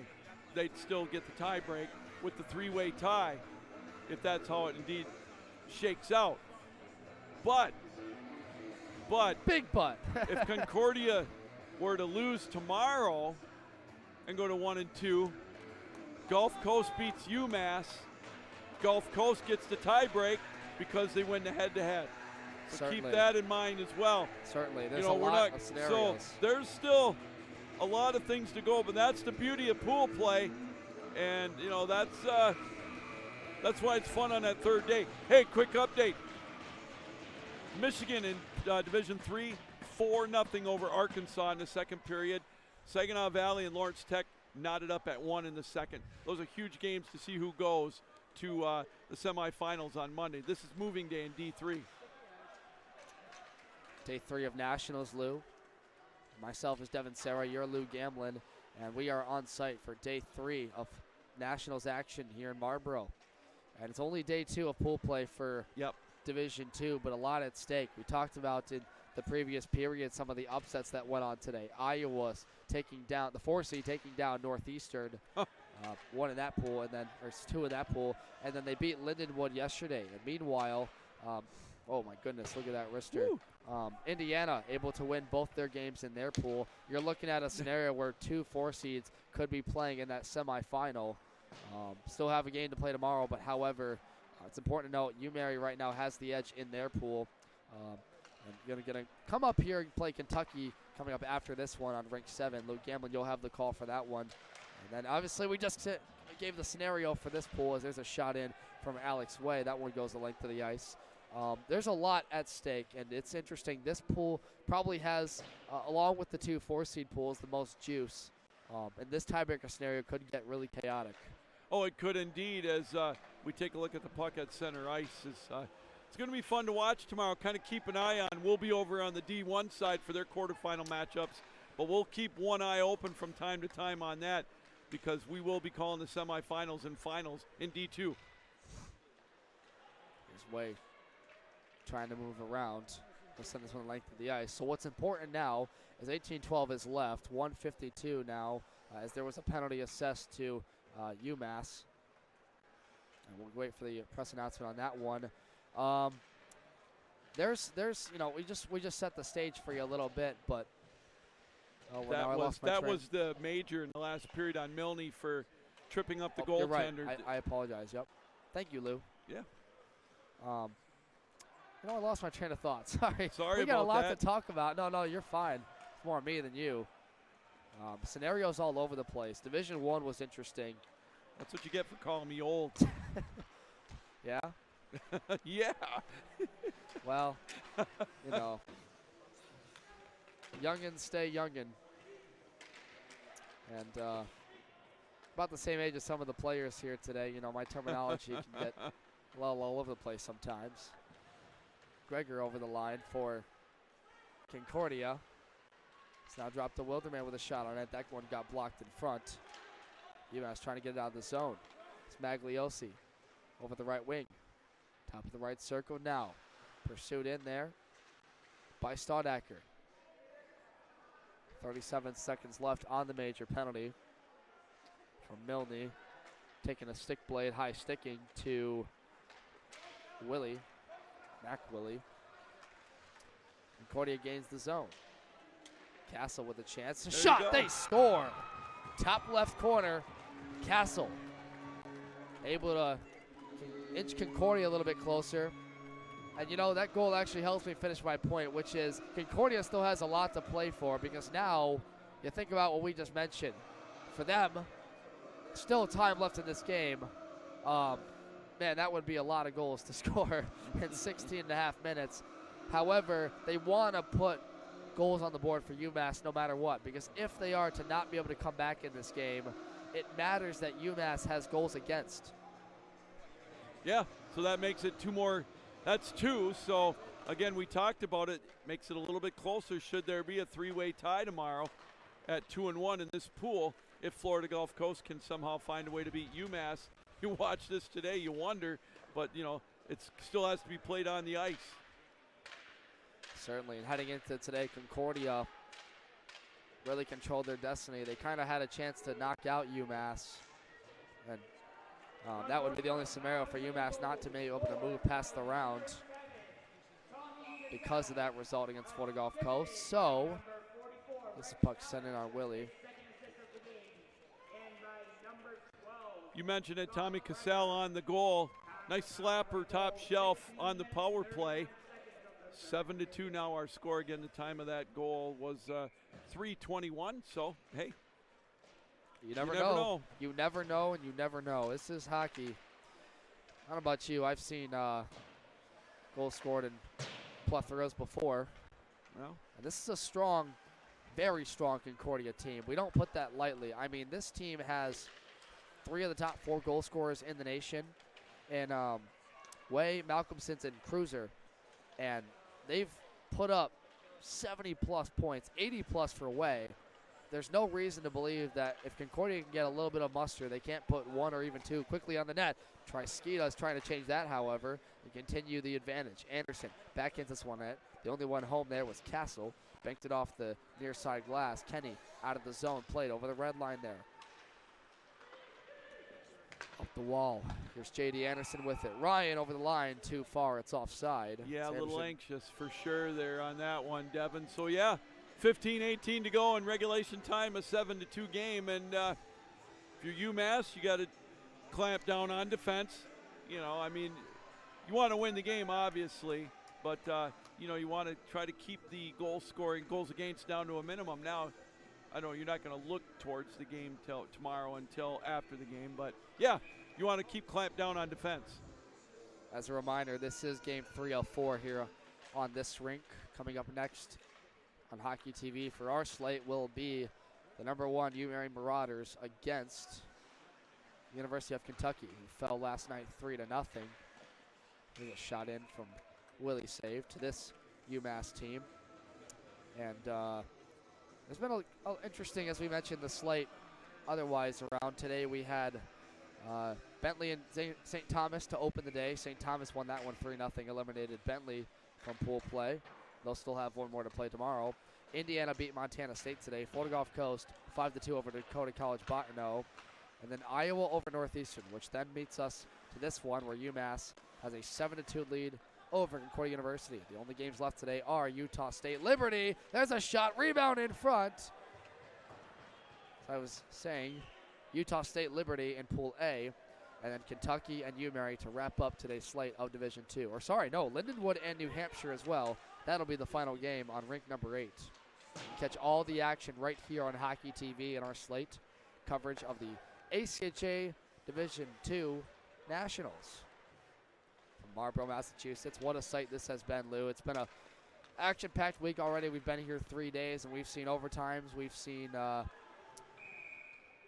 look out, big hits, upsets. We've seen pretty much everything you can through 3 days, and it's only going to get more action-packed as the deciding days continue. Well, it seems like every year in Division II you're going to see something as we get a penalty coming up to UMass.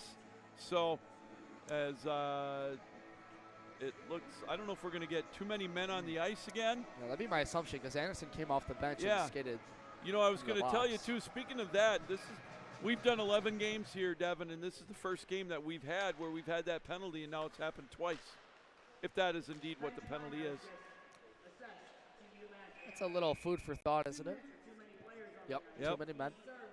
Anderson goes to the box. Concordia is 0 for 3 on the power play tonight. 13:59 remains in this third period.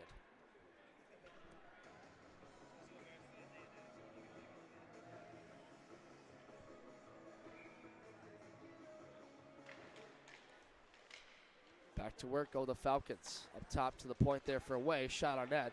Blocked. Good job by Langley to get in the shooting lane. There's Malcolmson. Down low, skates it over there to Anderson. It's clear to the zone. Check that Weiss. UMass will clear the zone and get off for a change. 1:27 left in the Falcons' fourth power play of the night. Crunch to the boards there was Alex Way as O'Leary worked him over. There's Langley sitting wide. Langley's got a goal tonight. As there's Way. Falls to the ice hard. That's going to be a penalty on Langley. We're going to get a 5-on-3 shortly here 6 for on Concordia. 5. As Willie goes to the net, and we're going to get a whistle. Going to get a trip, I think, on Langley. So now we're going to be looking at a 6-on-4 or a 5-on-3 rather for about 1 minute and 2 seconds. Time of the penalty 6:50. 5-on-3 to work with for 1:02. And now, if we're going to talk about life for Concordia, this is basically it. Down 7-2 after UMass opened the game with 4 goals in the first period, 3 in the second. Concordia has 1 in the second and 1 now in the third. Cross-ice feed! Backdoor, Weiss just fanned on the shot attempt. Malcolmson keeps the line. Over to Cruiser. Cruiser looking for a blast. Malcolmson, backdoor Way. Waits with it, hesitates, backdoor again, and that one, Weiss missed the net. That came off its moorings. It was pushed over. I was going to say, with a little bit of help, to say the least, that time. Yeah, it looked like Pierce Kenny that time for UMass. Gave it a forearm shiver, and they're going to talk about it. Wow. I would hope they would. I mean, that was pretty obvious. You caught blatant. it. Yeah. 12:48 to go, third period. Devin Silver and Lou Gamblin. Pool B action between UMass and Concordia. Officials still gather in front of Haley's goal crease. Let's get a rolling here. Well, he's going to the box. I mean, so the UMass penalty box is they're having a gathering over there now. Well, now we got a lot to discuss here. You can't go 5-on-2, so. As there was 3 concurring penalties. First, it was a too many men call on Anderson. Then it was a tripping call to Milne. And now Pierce Kenny is going to go to the box for shoving the net off of its moorings. They're going to give Concordia another power play here. 39 seconds in the first one, but I think it will stay 5-on-3. You can't have two players on the ice, as Lou mentioned. Weiss. Now Malcolmson. Time and space to work with.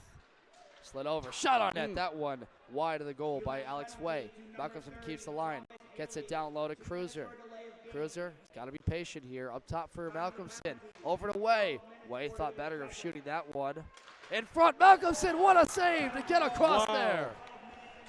Thomas Haley keeping it out of the net. It's up into the netting. 1 second on the first penalty, but it'll stay 5-on-3 for another 58 after. Yeah, delay a game to call on Kenny for giving the goal a forearm shiver. So, wow. Haley's on his game. He's had to be. Boy, this has got to be a great confidence builder for him in case he's called upon tomorrow against Florida Gulf Coast. That moves Concordia, or will, to 0 for 4. See if they can go 1 for 5. That penalty's over. 56 seconds more on the tripping call. Malcolmson, one-timer, Way! Missed the near side corner of the net, looking to go top shelf. And it's a short-handed break for O'Leary. O'Leary shoots, saved by Willie Way out of his crease to play the angle on the puck, and he got the stop. It allows the Falcons to come back the other way. 4-on-2, moving in, shot, saved there!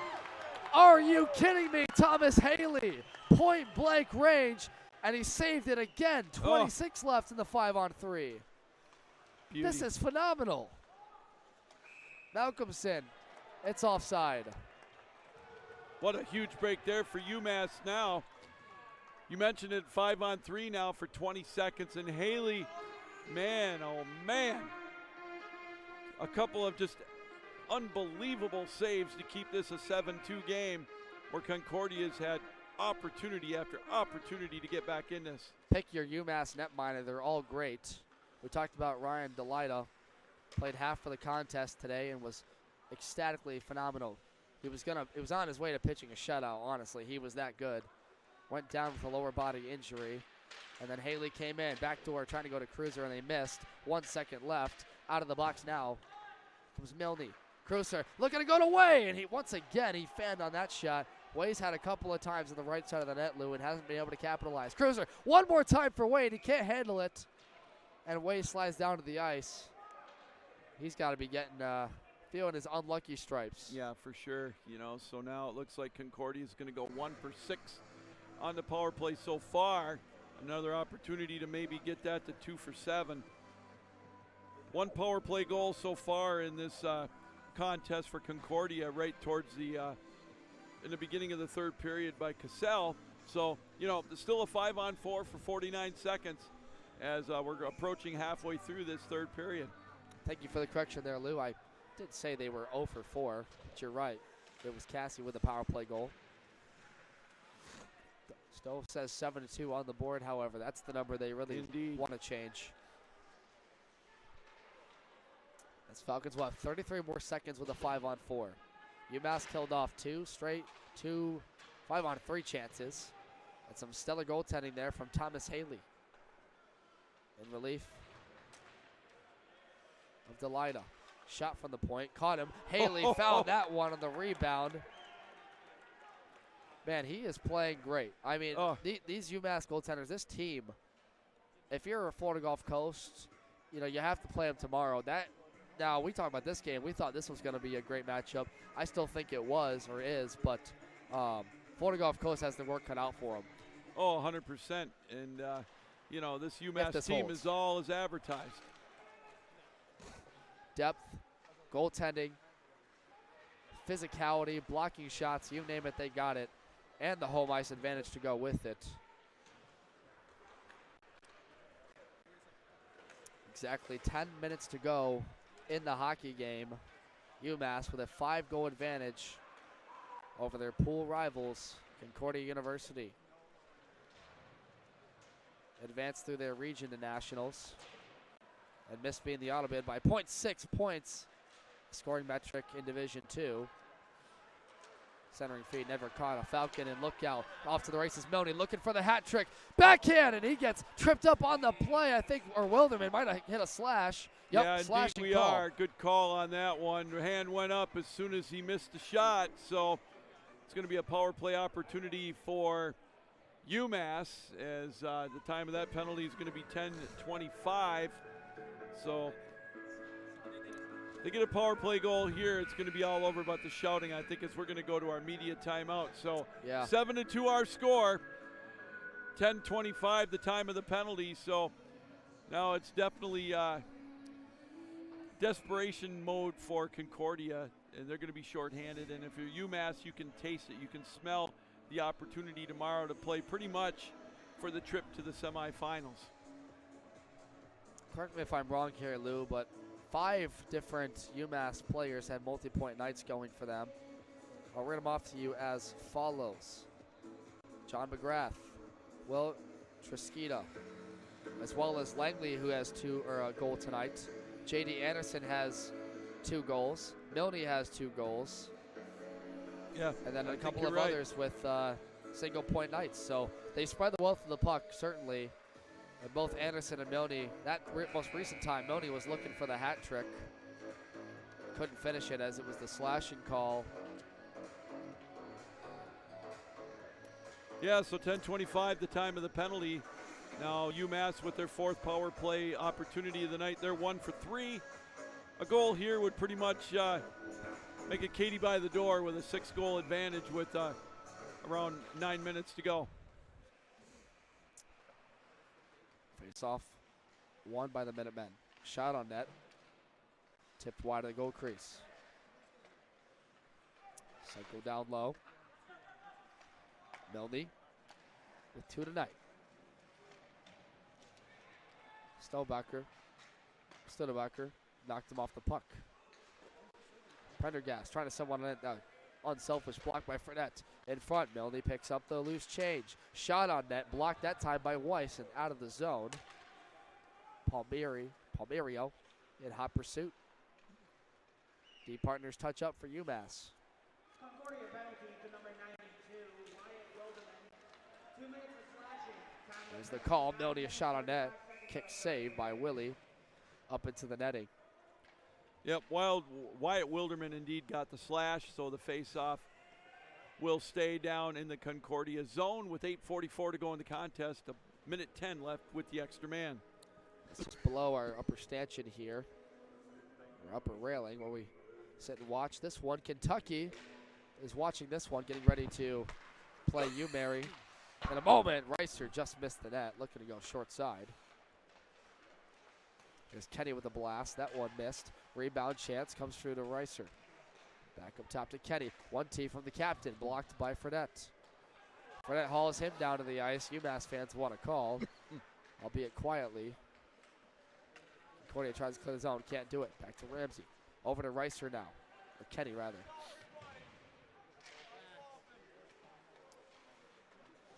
Concordia blocked shot, or blocked clear attempt rather. Banked off the far side glass. Up top, Kenny will work with it. Kenny across the Chirac. Back to Kenny. Kenny with his options. Reiser with a wrister and got under Williams somehow in front, but missed the net. 10 seconds to go in the Minutemen power play. There's a blast through the 5-hole. Willie with the rebound. Great save with the right pad once again. Out of the box and to the bench will go Wyatt Wilderman. They kill off the penalty. UMass 1 for 4 on the power play tonight. You know, and Willie's played a good game. I think 6 of the 7 goals really weren't his fault. And, you know, he's still playing on top of his game, even though now we're down to about 7 minutes left to go and he's down 5. Malcolm sit to retrieve it at his own end. Skates wide of O'Leary, gets it up the way to Way. Cruiser turns inside, great digs, back door, shot, they score. Way, who's been in the right corner all night long, finally finishes that one. And they cut this deficit down just a little bit from Cruiser. It's 7-3. Nice feed by Cruiser, as you mentioned. Time of the goal, 12:57. So now we got ourselves a 7-3 game, and again, that tiebreak possibility starts to creep up a little bit, as that would give, I believe, 5 the amount of goals now that UMass has given up here in a couple of games here. But again, a little premature to start talking about that maybe until tomorrow. As I don't think so. Concordia still, if Concordia doesn't win tomorrow, then it's a moot point. Well, if nothing else, we've given motivation to UMass, Lou. Or There you Florida Gulf go. Coast, either side. What do we know? We're just broadcasters, right? No. Everyone can do a little bit of predicting, but at the end of the day, the players on the ice make the difference, and certainly UMass has tonight. But you're right, in that tiebreaker scenario, if it gets to that, it'd be 5 UMass, 7 Florida Gulf Coast, and 11 Concordia. Only if they all have the same record entering or post day 3 of their pool plays. Now here's Pendergast, drops it to Legley with a shot on net. Milne right into the chest protector of Willie. 6:27 to go from third period action. Devin Silver and Lou Gamlin. Pool B. Coming up next will be UMary and Kentucky to wrap up our slate from break number 7. Catch that right here on Hockey TV. Excited to see the 2-time defending national champs for the first time this year in UMary see the game that they bring. Alex Way, assisted by number 68, Lucas Cruiser, and by number 90, Thomas Dyball. Dyball also gets the assist. 7 minutes and 3 seconds in the third period. 7 minutes and 6 seconds. Yeah, we're going to get a Sponsor Drew West. face-off down in the Concordia zone icing with 6:06 to go in the contest. Kenny directing his numbers. Every fan in this building has stuck around, and it was a lot to watch this one. And that first period, Lou, this place was loud as could be when UMass jumped out to that 3-0 lead and then even 4. Now here they come on the rush. Up the wing, shot on net. It's Milne's worked off the puck by Staudacker, and Willie doesn't like how it looks, so he'll glove it down. It was 3-0, and I thought, Concordia still had, life in them. They still had a little zip. But that goal was 17 seconds left in the opening period. Boy, that just, you could see it come out of the balloon there. The air just went right out. Boy, that's tough to overcome. Riser shot missed by Chirac. Castle, one of 3 goal scorers for the Falcons tonight. Worked up to the blue line, and Heffy can't keep that one in. So Yeah, just barely as it could be, but indeed it was offside. 5:29 to go from this third period. And you mentioned some of the other games in action today. Division 1 saw all chalk as Liberty hounded Pittsburgh, number 5 against 12, 7-2. And then UCO, the Bronchos, the reigning national runner-ups in Division 1, beat Arizona 6-1. I did happen to see a score. It was 1-0. Niagara was trailing. Oh my God, now I got a brain cramp. I can't remember who they were playing, but it was only 1-0 in the second period, so a close one brewing over there. I believe it was Niagara and Jamestown. Jamestown, Yep. Thank you. And the Jimmies, rivals of a familiar team we saw yesterday, Illinois State. It's one of the Midwest Conference hockey teams. Yep. Dakota College has played them a couple of times as well this year. If you want to catch the Division 1 slate, again, you can find that here on Hockey TV. Or if you're here on site in Marlboro, they are on break number 1, right at the front of the building. We're on the far, I think this is the east side, rank number 7. Sounds good. But enjoyed watching it from this place. Really close to the ice we are here on the upper railings. And it's certainly a loud and fun environment. Such great buzz. First time the league has had all 5 divisions, men's 1, 2, and 3, women's 1 and 2, under one roof. And the staff here at Marlboro has certainly done a great job. We applaud their efforts. Way looking for his second to the backhand, and a great job by Haley to track that puck all the way to the left pad.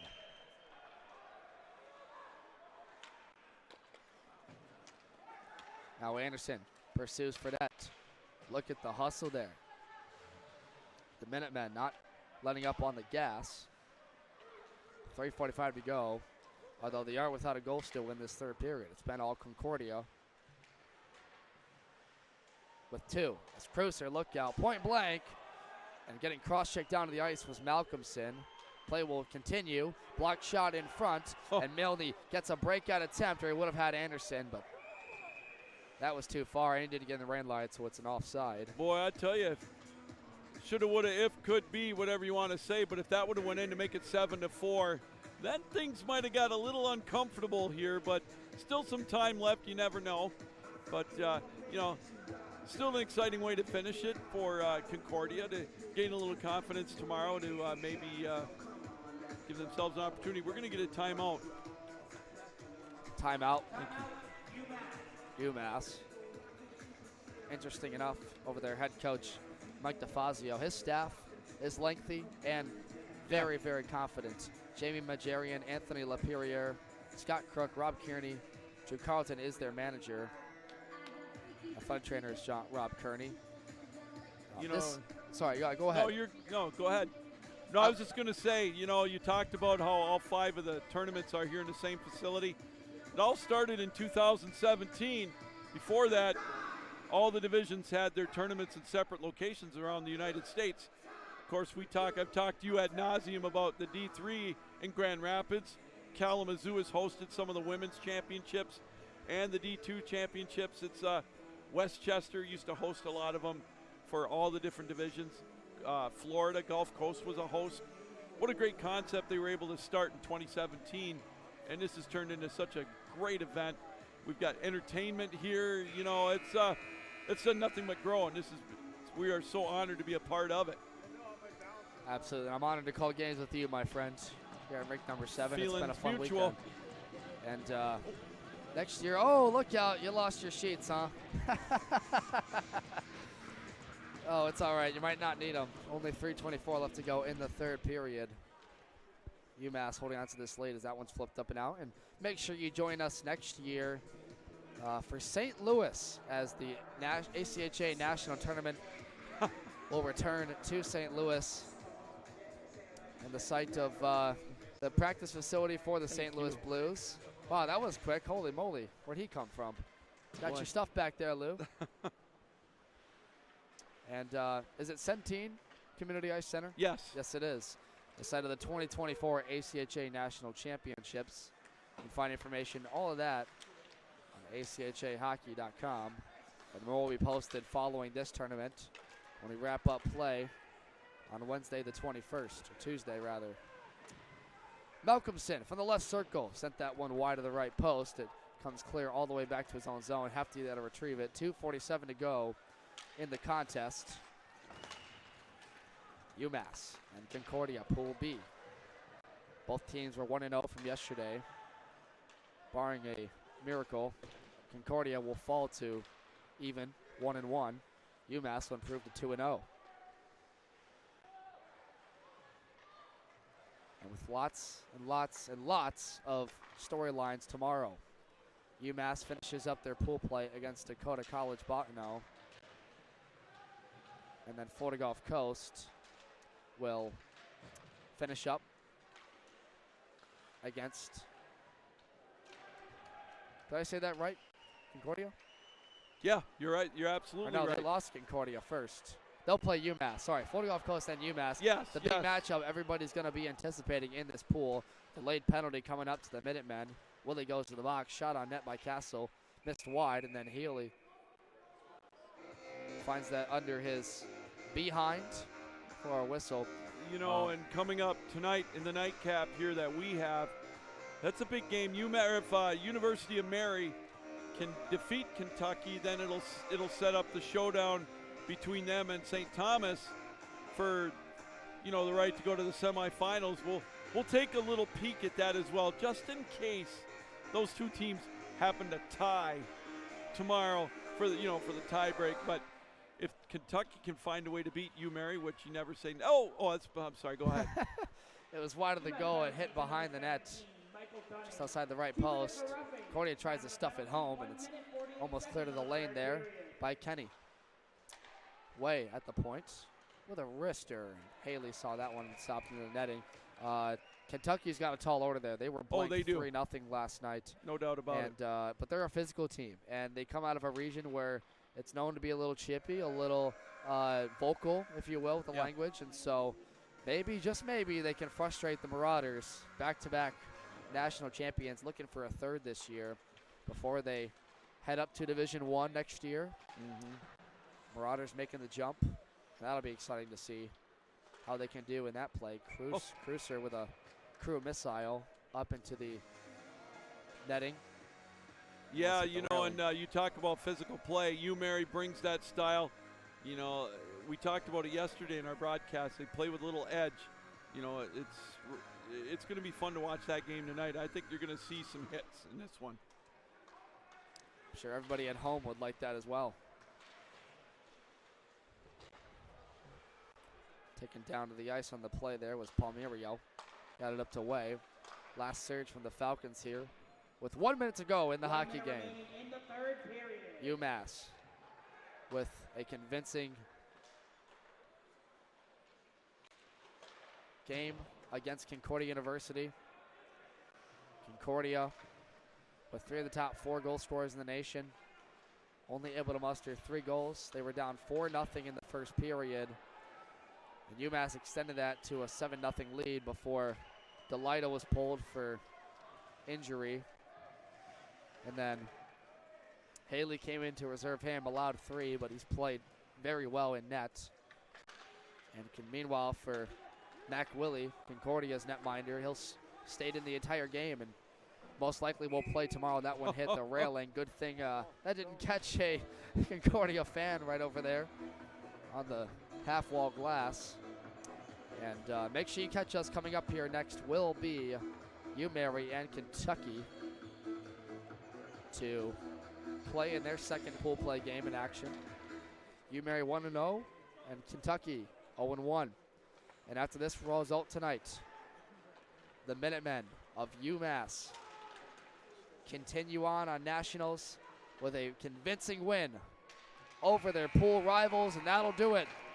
7-3 the final. Goals scored by J.D. Anderson, Langley as well.